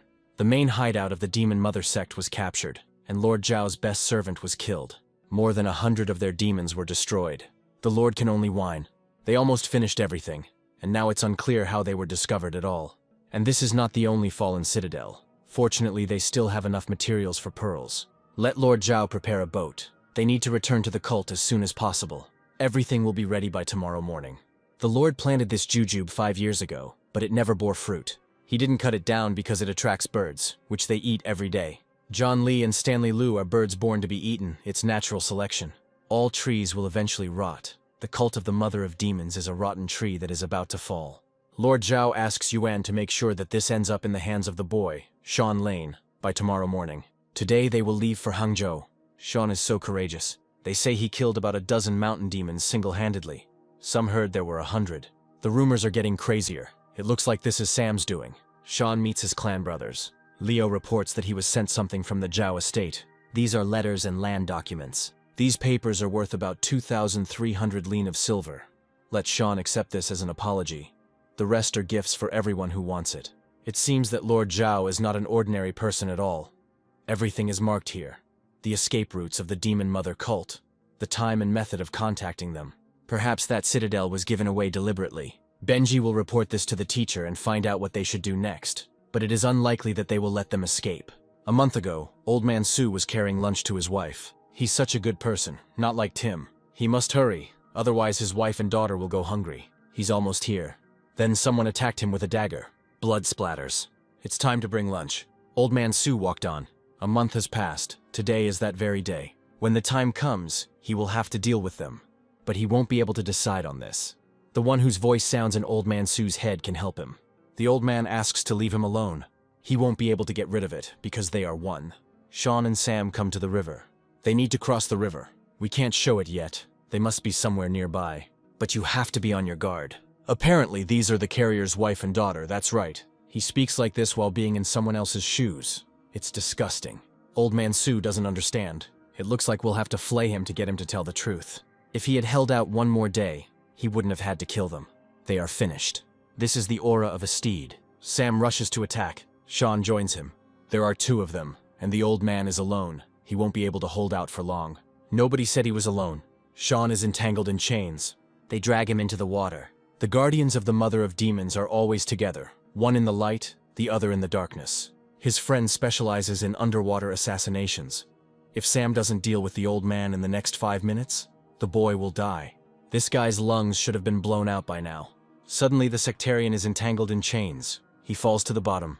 After Sean's fusion reached 70%, he kept wondering how deep he could go underwater. He should thank the sectarian. Welcome to Sean's territory. There are no gods in this world. If they existed, they would have saved them. They say that God can only be seen on the threshold of death. The advantage of the cultist is speed. This will be enough to finish off the boy. Sean uses an aquadash. He disappeared somewhere. It's incredible how he managed it, because the cultist is at the stage of a steed. Sean appears ahead. He attacks. Underwater, it's not difficult to deal with the horse. Sean must return to the boat. The elder brother was right. God can only be seen on the threshold of death. Sam may have caught the old man, but his little brother was definitely dead. Here Sean returns to the boat. This bastard was swallowed by a monster. Sean has to pretend he's on his last legs. Tahua appears from the water. Sean was really lucky. The old man is taken away. This cult member was not particularly strong. A warrior of the ferocious tiger level can live for 120 years. A warrior of the immortal level can live even longer. But 60 years have passed since the fall of the Great Qing. The older generation still holds out. The middle generation is dead, and the immortals will only appear in extreme cases. This means that these are young people who are not from the core of the cult. The most dangerous are their elite. After so many years of cult membership and daily hard work, Ari finally obtained the great technique of blood sacrifice. The cult lacks talent and needs new people. This wolf smoke pill is his best hope. There is a knock here. A log breaks through the door and flies at Ari. He destroys it. The log was thrown by the disciples of the Yang clan. This person is most likely a level higher than Benji. He has a wolf smoke level. This fight will be difficult. Ari already thought that he should be afraid. He withstood Benji's blow without a scratch. If this is all they can do, they won't get out of here alive. This is Kui energy. Benji uses his power to rip statues out of the ground. He throws them at Ari, but he destroys them. These are stupid tricks. Leo shoots a bow. His damn arrow won't even penetrate Ari's aura. On the contrary, it will be just enough. The fumes from the arrowhead sting Ari's eyes. Benji enters the battle again. It seems like it's all over. They were probably able to uncover Ari because of that dog Zhao, otherwise they would never have found him. He can't let them go alive. The arrow pierces the ball that Ari took out. His wolf smoke pill is no longer there. Apparently that scoundrel Zhao told about this too, but no one said it was a pill. Ari somehow managed to put it in his mouth. He takes the pill. A transformation occurs within him. It is unlikely that they will be able to withstand the highest level of wolf smoke. Zhao's estate is just down the street. We need to hurry. There is some kind of energy that can be felt. It's coming from Benji. He's in danger. Nothing else could be expected from cult members. It is unclear whether they are people or demons. How arrogant. It is their fault that the descendants of the previous dynasty became like this. When Ari was a boy, his village was attacked by soldiers. His mother told him to live for her. Each of them must give their lives in service to the mother of the cult. It wasn't easy for a boy like him to survive. From now on, he will become a disciple of a cult follower. His new name is Ari Khan. Leo can't even aim properly. Then Sean and Sam appear. Leo can't help Benji. It's okay, he can leave it to Sam. It's too powerful. Benji won't last long. We need to find a way out. Ari's weak spot must be somewhere near the heart. Benji must open it to his younger brothers. The energy from Sam's arrow seems to be less than usual. Ari already said that their arrows wouldn't even scratch him. Now it's clear that Sam is distracting him. He gives Benji the ability to use his power. Benji strikes. Sam is shooting a bow again. One day Ari asked why they couldn't live under the sun. They are the remnants of a past dynasty. There is no place for them in the new era, because someone took away what rightfully belonged to them. But one day, they will take revenge for everything. An arrow pierces Ari. Enter. Sam's first arrow was deliberately weakened to deceive him, and the second one was already saturated with the maximum power of the horse. It looks like Sean still has a lot to learn. It's over. We need to quickly tie Ari up with a steel chain. This chain is made to contain the power of wolf smoke. Ari remains conscious even after his heart was pierced by an arrow. Just don't faint from fear. These occultists like to keep demons with them. They are neither human nor demons. Ari lived in a cave where not a single ray of light penetrated. They never tried to get out of the pit filled with corpses. Ari just wanted to live in the sun, something pampered idiots like them would never understand. There is no need to play the victim. His actions destroyed hundreds of families. Ari is wrong to think that he deserves pity because of his past. Sam doesn't care. Now he just wants to break his neck and feed his heart to the dogs. Sam is one of those orphans whose parents were destroyed by occultists. They need to take Ari to the clan, and then Benji will buy Sam a drink. And he'll also have to train with Leo. Sam got it. Sean had never experienced such a feeling before. In his past life, his colleagues didn't care about him. Sean should go with them too. He agrees. Chunky sleeps, having eaten too many spiritual plants. He dreams of Sean, who judges him for gluttony. Chunky wakes up. He gets up and gets ready to hunt. Chunky is full of energy. Emerging from his grotto, he pounces on the fish. However, it hits the bottom. The fish swims away. Sean said not to transform unless necessary, otherwise people might notice them. If brute force doesn't help, you have to try using your brain. Chonka has an idea. He approaches the fish again, but this time he pretends to be in love. However, this does not help. Tahua and Clash laugh at Chonky. Sean can't calm down. Once they dealt with Ari, the lady rewarded them with silver confiscated from the Zhao estate. 150 lions of silver for each, and not ordinary silver, but the purest. The lady is so generous. An ordinary ingot is worth 50 liang, but this beauty has 52 and a half of them. It seems like this is the first time Sean has held such money in his hands. After that, they continued to clear out the occultists' hideouts, so his power increased significantly. Although he has not yet broken through the flesh barrier, he feels that there is not much left. This day is just around the corner. The teacher returned and called them to discuss their merits and distribute rewards. Eri will kill that fucking bastard Zhao and them. The lady arranged it so that they had to eat in the company of these freaks. She's just amazing. It costs a lot to organize such a feast for them. Sean, of course, still doesn't know her name. Her name is Angie. Her ancestors held the posts of ministers and even chief secretary, and the lady was introduced to their teacher by Commander-in-Chief Ray Wen himself. Her father is a third-rank official at the imperial court. Then her marriage to the teacher can be considered a misalliance. The teacher will skin Benji alive if he hears this. They all did a good job. The two will soon be handed over to the authorities. Let them kill them. Let them flay them. It doesn't matter to them. There will be those in the cult who will avenge them. They don't understand the principles of balance. Ari is only alive because he is useful. Otherwise, Dan would not have allowed him to breathe a second longer. After the trial of the occultists, the members of the Yang clan will be rewarded. But for Sean, Dan has something special. It's a gift from his older brother. It was delivered just yesterday. For this thing, the captain fought with the wolf smoke, and now he decided to just give it away. His little brother was very lucky. They had looked at him askance for years. A captain shouldn't have favorites. He knows what they're getting at. The drinking is on him today. This is how it should have started. Sean's brother hopes he likes the gift. Sean opens the box. From there, a green light emanates, curling into an image resembling a dragon. This is a spiritual weapon. Each such weapon is unique, and its ability to evolve with its owner has given it an unshakable status in the art of weaponry.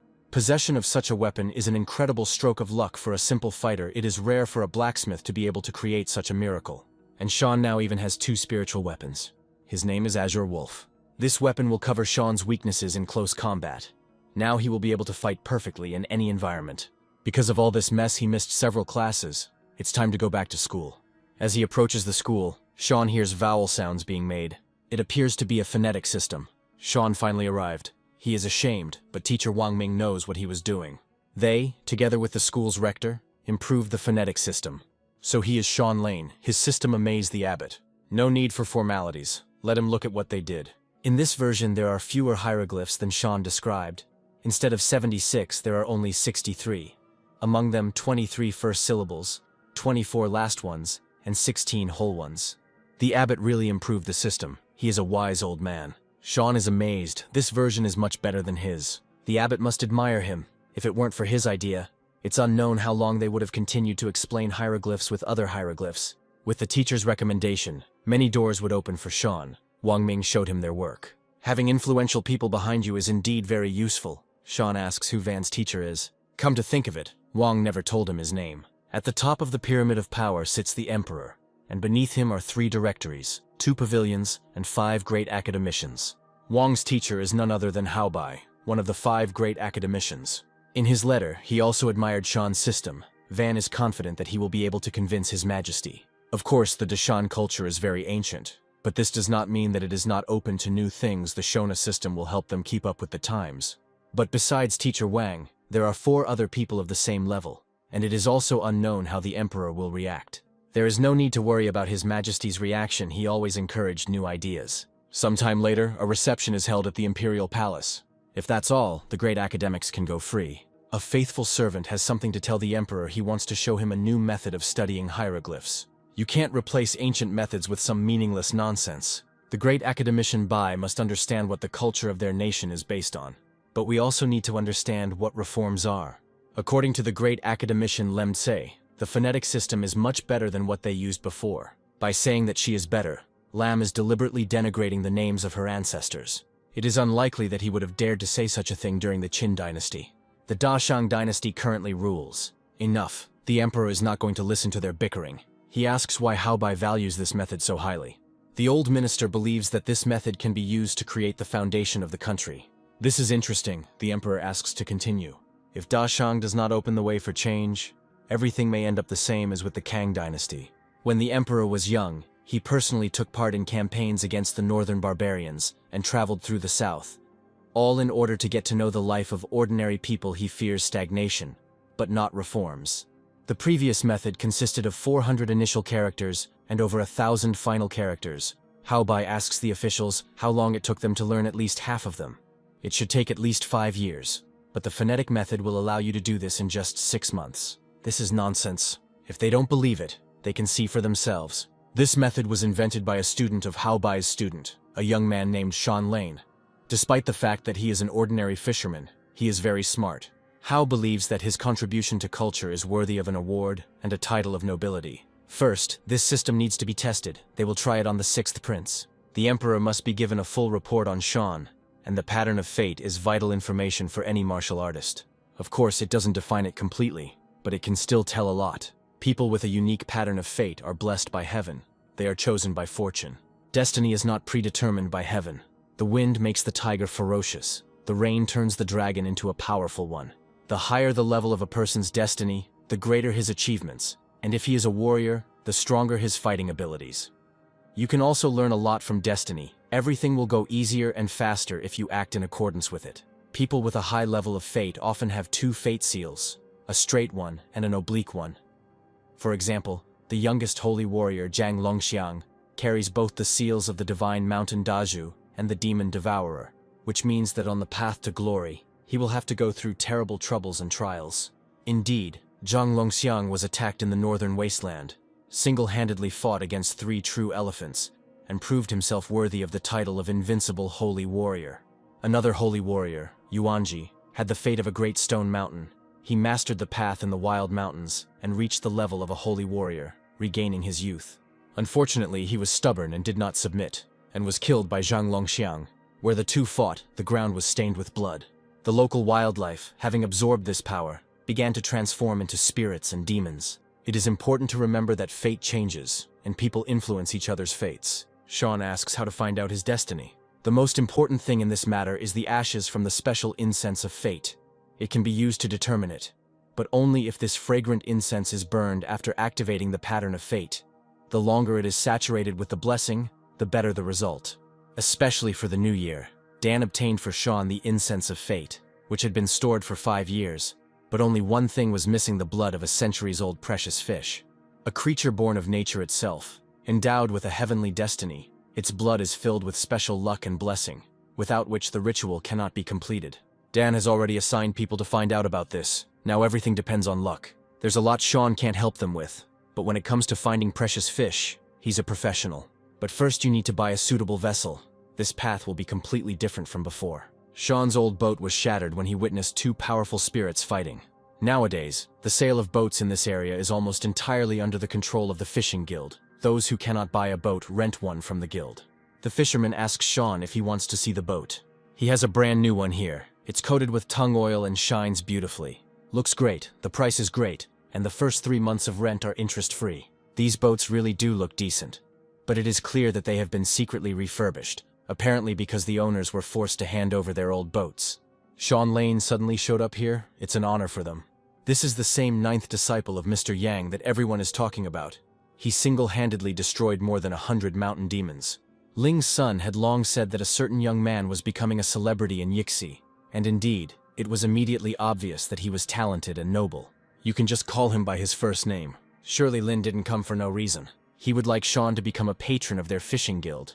If he agrees, Lin will give him 20% of the guild's income, and will also give him the best boat they have. Sean refuses. He understands what Lin wants, and knows that in this world, big fish eat little fish. He is not going to judge. But Lin apparently didn't understand one thing: Sean was also a fisherman. A good reputation brings benefits, but only if you are worthy of it. Sean may be of benefit to the fishermen, but once they get used to the low rent, they will begin to despise him as soon as he joins the guild. Lin asks him to agree to at least one thing. If he does, the boat will still be his. Recently, spirits and demons have been appearing more and more frequently near the border with Shuibu County. Lin asks to destroy them. The great waters of Jianghua hide countless treasures, but behind all this beauty there are also dangers. The water area is divided into 2 zones, shallow water and deep water. The deep water is extremely dangerous, but full of rare resources. Ordinary people can reach the shallow water, but there are few resources there. If intelligent spirit monsters wish to appear in shallow waters, they must notify Hebo, the river god. Otherwise, they will be hunted down and punished by the Dacian Empire. For example, the mother Kwantu came to shallow water for safety to lay eggs and survive. And that battle between two powerful spirits took place in the depths. The spirit that Lin spoke of is right on the border between shallow water and deep water. Such places are especially dangerous. Spirits often get lost and accidentally enter shallow water. Sean and Chunky secretly combed the area around Yixing City and Pingyang County, and drove out all the weak spirits from the shallow waters. But the spirit is just a companion piece. The most important thing is that Sean is no longer an ordinary person who can only survive in shallow water. He's now at 70% fusion, and the flesh barrier is almost broken. Only truly valuable treasures can be found in the depths, such as a 100-year-old precious fish. This is a real deep zone, something that you can't find in shallow water even with fire. But here you can find it everywhere. Several hours have passed, but the target has not yet been found. This is an aquatic breathing plant. If you hold it in your mouth, an ordinary person can breathe underwater for half an hour. And this is a rainstone shell, a delicacy that only true gentlemen eat. But all this is not what Sean is looking for. It seems Chunky found something. This is a 7-star eel. Spirits cannot be accurately determined in strength by their appearance, but if their strength is below wolf smoke, they are simply called water spirits, because they are almost never encountered. Strong dragon monsters live by their own rules. They don't go into shallow water because they're afraid of Dacian, and it's simply not beneficial for them. Ordinary people are like rice husks to them.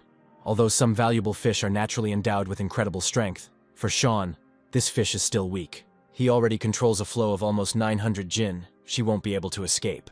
Someone is eating an eel here. It seems that this is the spirit that Lin spoke of. Since he dared to eat Sean's fish, he would pay for it with his life. Every time the fusion level increases, Sean's physical form takes a leap forward. Therefore, he is eagerly awaiting what will happen when the water spirit breaks through to the next level. Losing a precious fish was sad, of course, but this big guy gave Sean an even bigger chance. If he wants the water spirit to break through to the next level, he must eat this monstrous fish. Sean charges in. He calls Clash. He gives him spiritual weapons. Sean stabs the fish. Now it's Afe's turn. It secretes poison. Then Tahua and Chunky attack the fish. Clash joins. Sean delivers the finishing blow. It was as easy as pie. This time, none of the animals were harmed, and the enemy was killed without much effort. Moreover, when Sean unlocked his potential, it turned out that he had amazing power. It's time to cut up the carcass. This creature has a special body structure. Meat makes up no more than 50% of its mass. But fortunately, he is large enough, and there should be plenty of meat. I wonder how much water energy Sean will get from his first bite. A whole 22 points. It seems that with such a loot, he will definitely be able to improve the water spirit. He will definitely achieve this tonight. The complete fusion is complete. The water spirit has successfully ascended to a new level. Now all that remains is to increase it. It's similar to the moment when Sean first gained the favor of the water spirit. Suddenly he falls to his knees. The promotion was successful. The water spirit Zhejiang was obtained. He is incredibly strong and ferocious. The fusion gives dragon veins and tiger bones. Zhejiang is able to knock down 9 bulls with one jerk. The wave jump and water prison skills have been mastered. The patronage of the waters has been received. Their energy nourishes the body. Sean feels like he's going to burst, but the catch is worth it. His energy and strength increase 3-fold. While the skin and muscles are weak, it is necessary to use food and special hardening methods to get the blood flowing and stimulate development. But when you reach a new level, you can move on to internal methods, nourish external development from within, and even strengthen the organs. Sean's teacher had long ago begun to teach him a reminder about energy circulation. It all fits together. Sean has already crossed the bone level. The tendons are long and strong, the bones are heavy, the muscles are flexible. Dragon tendons and tiger bones are really something. It's good that the teacher had made Sean practice internal techniques beforehand today. The strength from the increase gave him the opportunity to easily pass this stage. A crocodile can evolve into a horned crocodile. A 6-whiskered catfish can evolve into a tiger-headed catfish. Finally, Sean activates evolution for everyone. The horned crocodile can expend 14,912 units of water energy. The tiger catfish can expend 14,926 units of water energy to become a fearsome tiger catfish. These look like dragon horns. The complexity of fusion has increased 10-fold, and wasting the remaining water energy on increasing the fusion level is unprofitable. It's better to play big. The protection of water allows you to slowly accumulate water energy and replenish its deficiency for the evolution of animals. 2 beasts have already evolved, but we can't let others fall behind. Who knows what dangers lie ahead? These animals are Sean's main trump card. Before he had no choice. but today he will take everything. This is truly a wave rider, not a wave control for beginners. And what's most unexpected is that these two animals suddenly gained special abilities. Now Chonky can emit something like a high-frequency wave. Sean catches fish using the water prison skill. A monster fish appears. Clash turned into a stone crab claw, but Afei's name remained the same. With such divine skills, you don't have to worry about fishing at all. Although, of course, too much was pumped up at once, the path of cultivation will be long. We need to go back to the fishing stalls and talk to the others. I wonder if that boring ninth master Lane will ever return. The fisherman has been sitting and waiting for him for 3 days already. It is precisely those who can swim who drown. Many masters perish in deep waters. Here the head of a monster fish splashes onto the shore. The monster is dealt with. They are even. Sean takes the boat. He really did it. It's a pity he didn't catch the precious fish he needed. He'll have to sell what he caught. This is a precious fish, very beautiful. Lao Chin is very lucky. Sean is a martial artist. He should know if this big fish is really precious. This is a blue-backed dragon carp, a truly precious fish. Moreover, it is already over 100 years old and weighs 45 liang of silver. Sean buys this fish for 50 liang.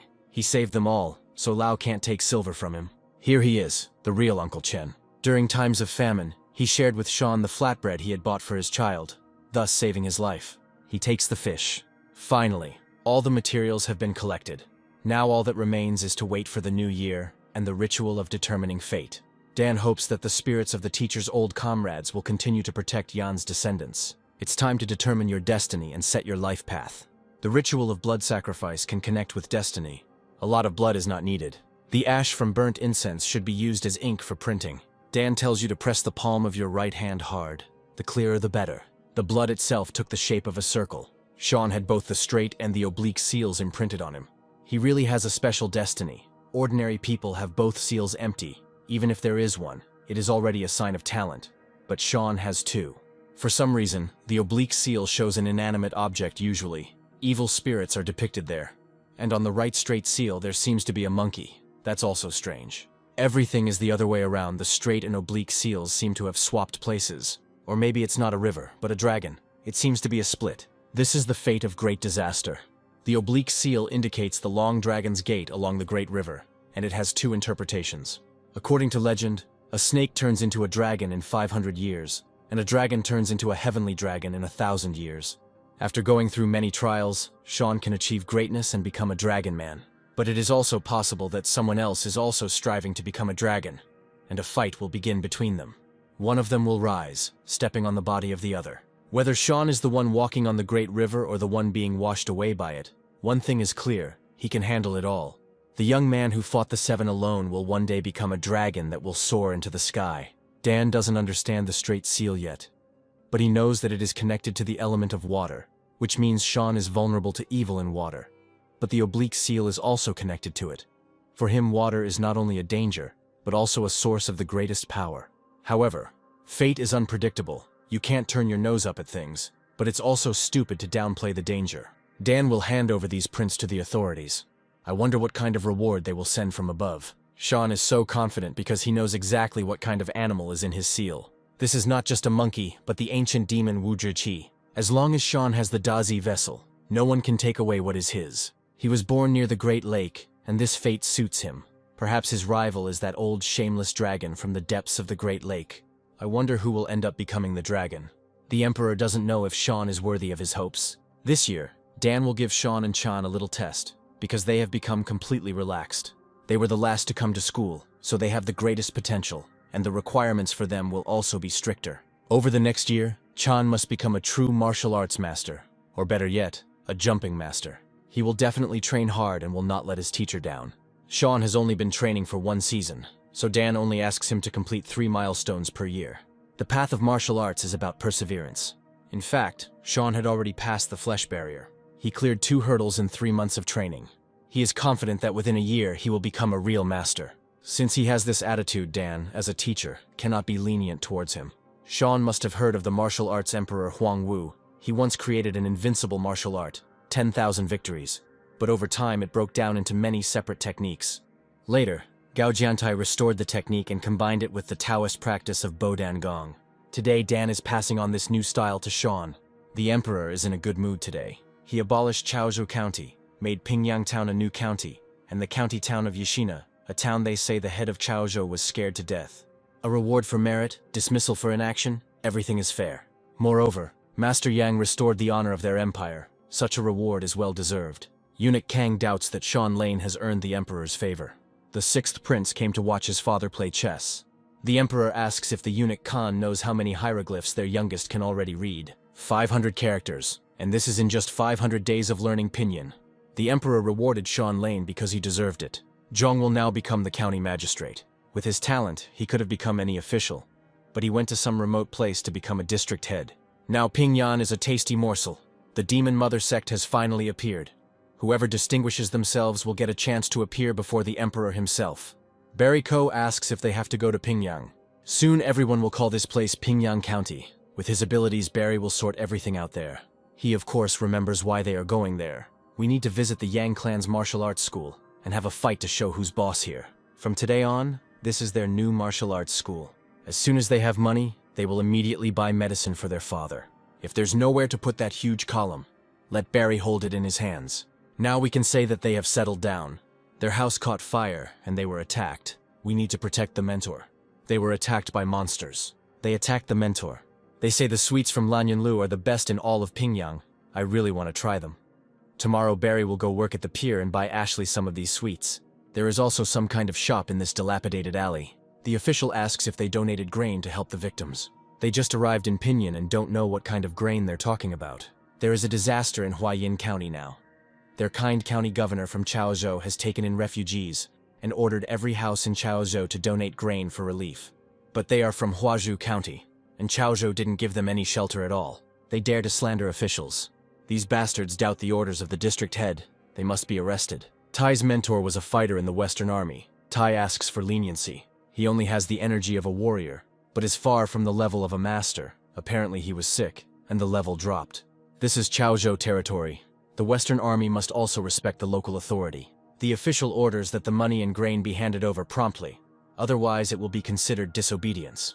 They just escaped from Huazhou. They really have almost nothing. They don't care. If there is no money, let him sell his daughter. If Barry doesn't want to cause problems for the master, he must control himself. The official orders them to be searched and every last coin taken away. They found only a couple dozen liang. These creatures are beggars, and they opened a martial arts school. This place is cursed. Jalen asks how Ashley hid the money. She says it's all safe. Barry will definitely finish off this creature in a bureaucratic hat. He has a rare gift, but his character is his weakness. When he fights the Yang school, then he will show what he is capable of. Next, the officials will go to the town of Icy. It's unlikely that any important bigwigs will be found in such a hole. This is called Yaoche, and such carriages only appear when the emperor personally issues a decree. Nearby are the banners of the dragon and phoenix, symbols of the Dacian dynasty. It looks like someone very influential has appeared in Pinyin. It seems this road leads towards the Yang clan's martial arts school.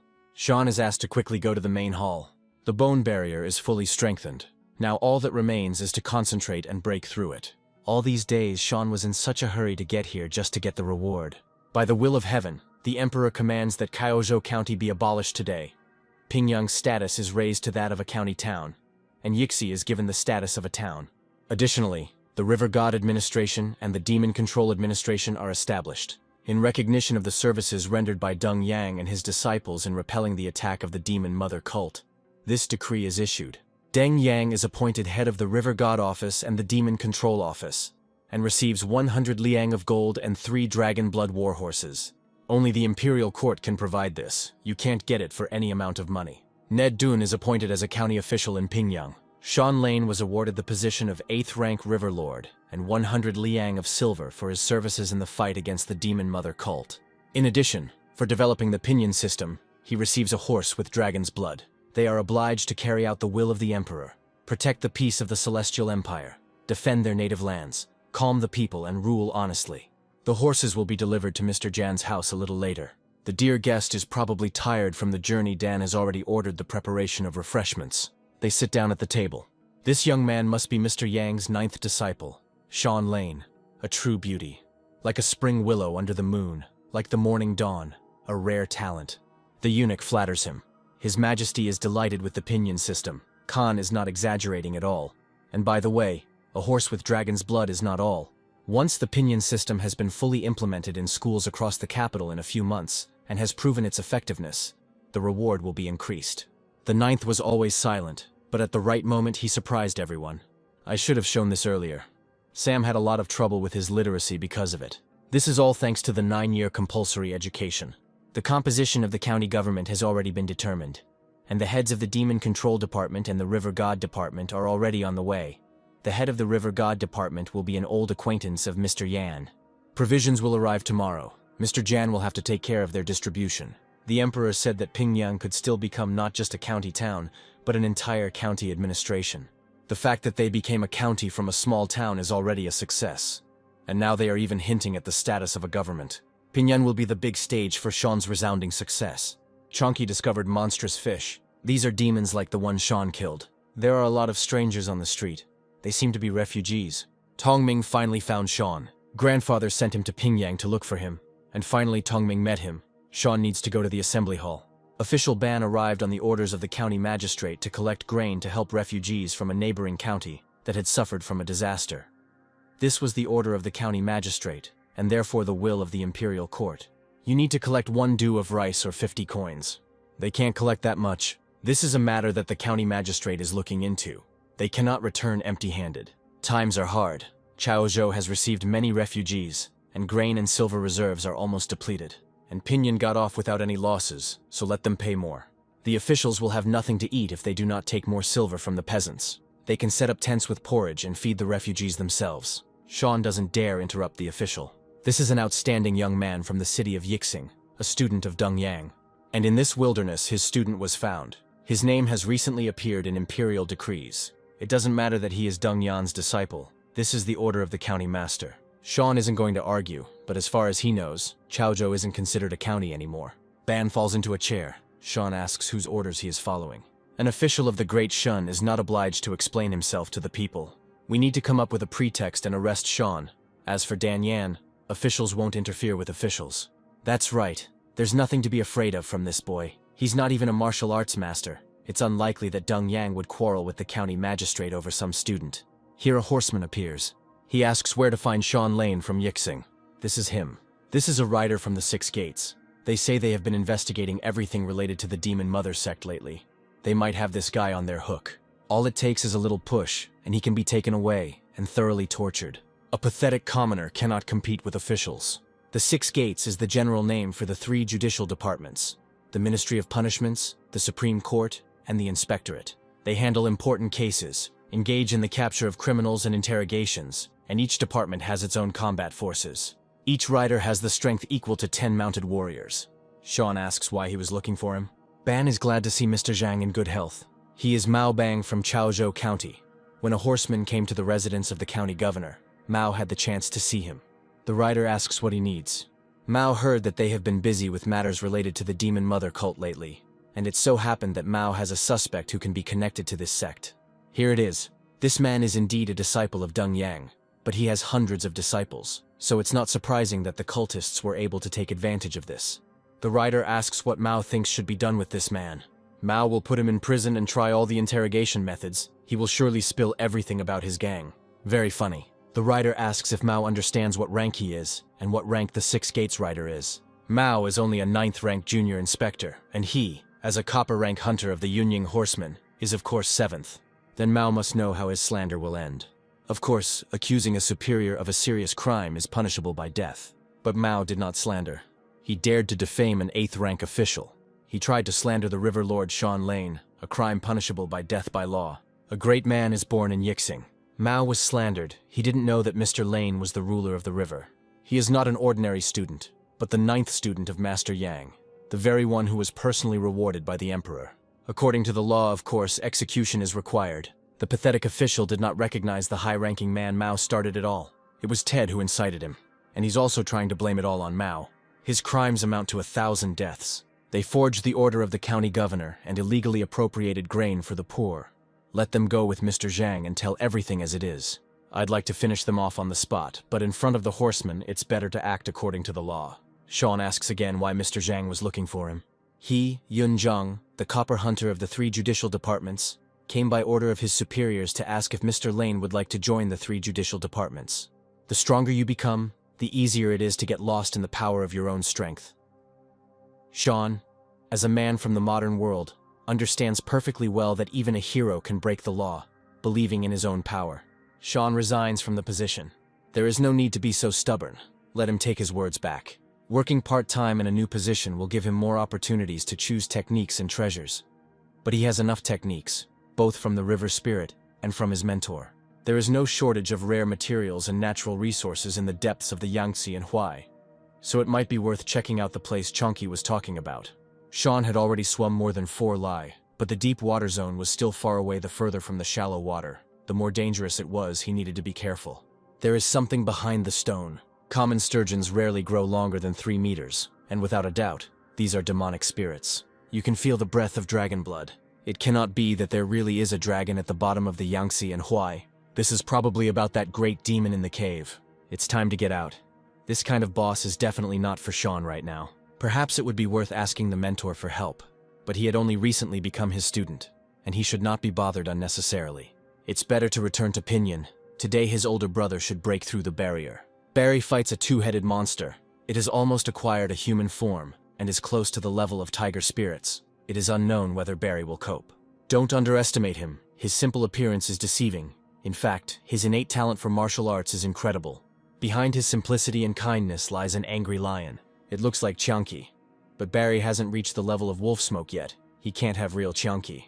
It is not real, but its semblance, raging blood. There are always those in the world who are born as natural warriors, and they often have a special physique. Barry is just that kind of genius, born with strong bones. To put it in one phrase, he is invincible.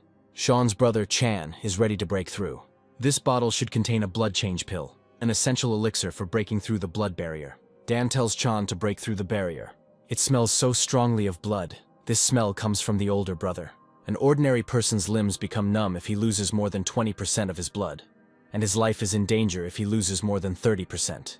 Blood replacement requires 3 ebbs and 3 flows. A normal person would die after the first ebb, which is why this level is considered the last. Breaking through this barrier also requires a strong character. Many people get scared when they find themselves on the brink of death and do not complete the ritual. When the blood barrier is passed, the QE energy will blossom like a pattern on brocade and flare up into a bright flame. Hard to learn, easy to fight. Chan did it. Let him wash and eat. He's been hungry all day. The blood barrier is the most dangerous of the 4. I wonder if everything will go as smoothly when it's Sean's time. It must be the Yang clan. The rest are not fit to hold a candle to it. Even apprentice Sean Lane was a simple peasant at first, but once he joined the clan, his talent was revealed. After just a week of training, he single-handedly defeated his older classmates, and then he cleared out the refuge of the cult of the Mother of Demons, bringing peace to their lands. I don't even want to look at other clans. If I were to join, then I would join the Yang clan. 3 days ago, Jalen was unsure, but now that Barry was able to break through the bone barrier, their clan will also emerge from oblivion. Sean felt like he was close to breaking through the bone barrier, but if he ate a great sturgeon, he would easily reach the blood barrier. And then he would need silver for the blood replacement pill. If it came to that, he would have to beg the master. Sean notices a line of people wanting to join the Yang clan. Barry approaches the recorder. He can't cut in line. He needs to know the basic rules of etiquette. Barry is not here to sign up. He came to challenge the Yang clan. It is unclear why any clan would challenge them. Their opponents are not fools. They have calculated everything well. They don't fight them directly, but decide to arrange a duel between the younger students. Of course, they don't want to fight them directly. There isn't a single master in their clan. It's not difficult to defeat a youth. But if it's a famous youth from the strongest clan, that's a different matter. They don't just need a junior student. This guy looks much stronger than an ordinary student. It's not surprising if such a big guy can handle a newbie. He can go up against the 9th disciple. That kid is skilled. But this guy gives off an ominous aura. His name is Barry Day. He is 16 years old. Rumors of the greatness of the Yang clan are spreading throughout the country, and he decided to challenge a master of his level. Jim Kuhn accepts his challenge. They call him Jade-Faced. His hand-to-hand technique is beyond praise. He has been in the clan for 3 years. Jim attacks. However, his blow had no effect on Barry. He defeated Jim with 1 blow. This is Huron Lee, the best among the ordinary students, a warrior of the 2nd barrier. But Barry defeats him too. It seems like no one can defeat him. Sean helps Huron up. Barry has a heavy hand. Here comes Sean Lane. Barry knows his name, and it seems that not only that, after the events related to the Zhao family, Sean seemed to have no enemies left. Jalen said that in the ring Barry may act rougher than usual. He needs to attract the attention of one person. He is Dan Yang's 9th student, Sean Lane. According to their investigation, he is a kind-hearted guy who comes from a family of fishermen, and without Barry's plan, he cannot be defeated. First, you have to attack the mind, anger it. This is the first step to victory. Barry thought that the Yang clan had a lot of brave people, which meant that they were shiny on the outside, but rotten on the inside. Today, Barry will teach a lesson to the so-called warriors who are sitting here twiddling their thumbs. Sean hopes his actions will back up what he says. Teacher Barry is a cunning fox. He has a naturally very strong physique, and his QE energy just oozes out. But they miscalculated. Barry will find out if Sean is really as cool as they say. Sean dodges the blow.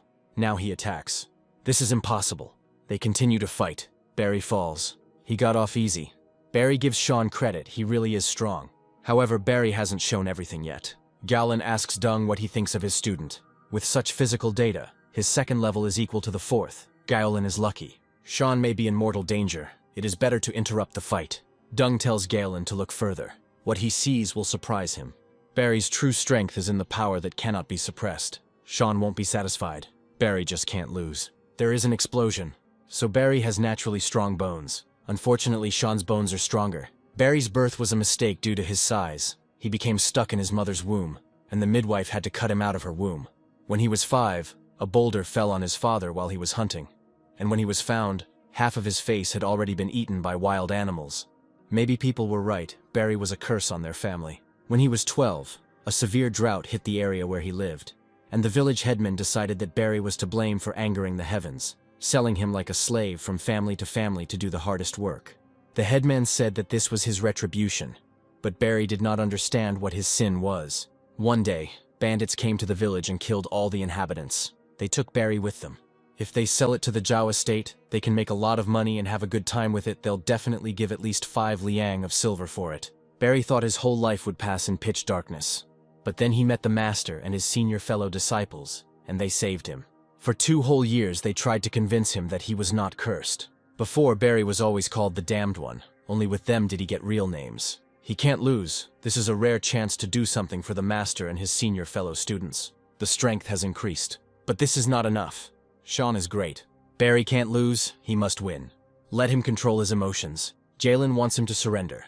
Barry hasn't lost yet. He must bring glory to the Pan clan. He wants Ashley to be able to afford to eat buns from Lanyang. He can't lose. If nothing is done, Barry may die. We need to reach him on a spiritual level. If Sean releases a little of his aura, it should be enough to knock him out. You can't use all your strength. You have to try. Luckily, everything went smoothly. Barry lost. He did everything he could. They can just go to another county.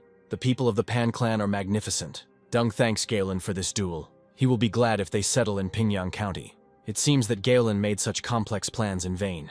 The last fight showed that Sean never fully realized the potential of his dragon tendons and tiger bones. Barry, who is naturally in excellent physical condition, is equal in strength to a warrior of the 4th barrier, and with his data, Sean can be even stronger. Thanks to the duel, he also earned 2,000 liang of silver. Master Yang calls him to the stables. He said that the dragon blood horse has already been brought. Dan invites Sean to look at the horse he has chosen for him. This stallion is temperamental, but if Sean treats him well, he will become a powerful ally. I wonder if Sean will be able to tame him, and if it will level him up. It looks like he'll have to find a groom, since he can't be with the horse all day long. He wanted to ask something. He had a problem, and he was counting on the master's help. No matter. He found 3 mystical mackerels guarding the entrance to the grotto from which a golden glow emanated. Sean heard legends about the dragon of Zhanghai. It seems to him that this place is somehow connected with this demon. Sean would like the master to help him explore this grotto. Sounds interesting. Sean expected Dan to ask him questions. Everyone has their secrets. Besides, Sean is his student. There is no need to be shy and beat around the bush. His master will catch this demon. The entrance is guarded by 3 monsters. Sean did not dare to swim deeper. He is close to the water element, which is both an advantage and a danger. Dan tells Ned, Benji, and Sam to guard the entrance. He hadn't taken out this sword for a long time. It's rare to see the full power of a Tiger Master. Dan takes out his sword. He lowers it into the water. Something came out. This creature must be very strong to have such a keen sense of smell. We must stop him. Benji attacks the monster. Dan joins him. Ready. The legendary demon is slain, and that's it. Fortunately, he didn't have any combat skills. He had simply been saturated with spiritual energy for a long time. We need to quickly pull out his tendons. They can be of great use. They should be milky in color, not golden. Dragon aura detected. Legends of dragons inhabiting the waters of Zhanghai have existed since ancient times. So sturgeons, which look very much like dragons, have always been considered a good omen among fishermen. Dan never expected to find dragon tendons in this monster. Their bones and tendons are highly prized. The dragon aura emanating from the monster drove the local inhabitants into a frenzy. Even the system sent a notification. It seems like this is something unique. Something unique may be waiting for them at the bottom. The waters of Zhanghai are full of strange places. And here are the treasures. If these are real dragon bones, it becomes clear where the dragon tendons came from. That sturgeon probably grew to such a size because it absorbed the energy coming from those bones. A couple more months and he would have been brave enough to enter open waters. It's good that they found him earlier. All thanks to Chunky. It's time to go back. We need to divide the spoils. The master and mistress divided the meat into 3 parts and placed one in the cellar of the estate. The second one was served on the students' table. The third was sent to harsh areas to help people survive the cold. As for the tendons, Sean got a piece 2 zhang long. The master took 5 zhang, and the bones were given to Benji to improve their weapons. Even Afe reacts to the dragon's aura. Sean will see what good she can do. His back is burning. It seems he has reached the blood barrier. Absorb dragon aura, obtained Yinlong's mark. The mark gives birth to a Yinlong that wanders through 6 paths. The mirror breaks.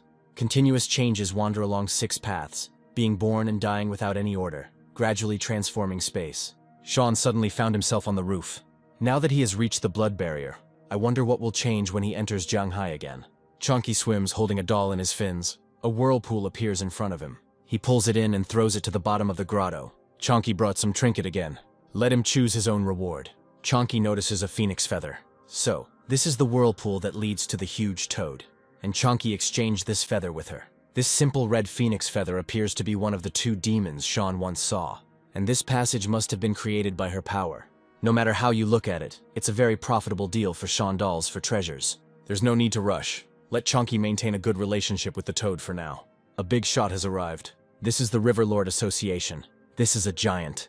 Mr. He's abilities are beyond mortal comprehension. They won't be able to find him. He's probably gone fishing again. Thanks to the tendon, Sean's pets have already accumulated more than half the energy needed for leveling up. The second evolution is just around the corner. Suddenly someone calls out to Sean.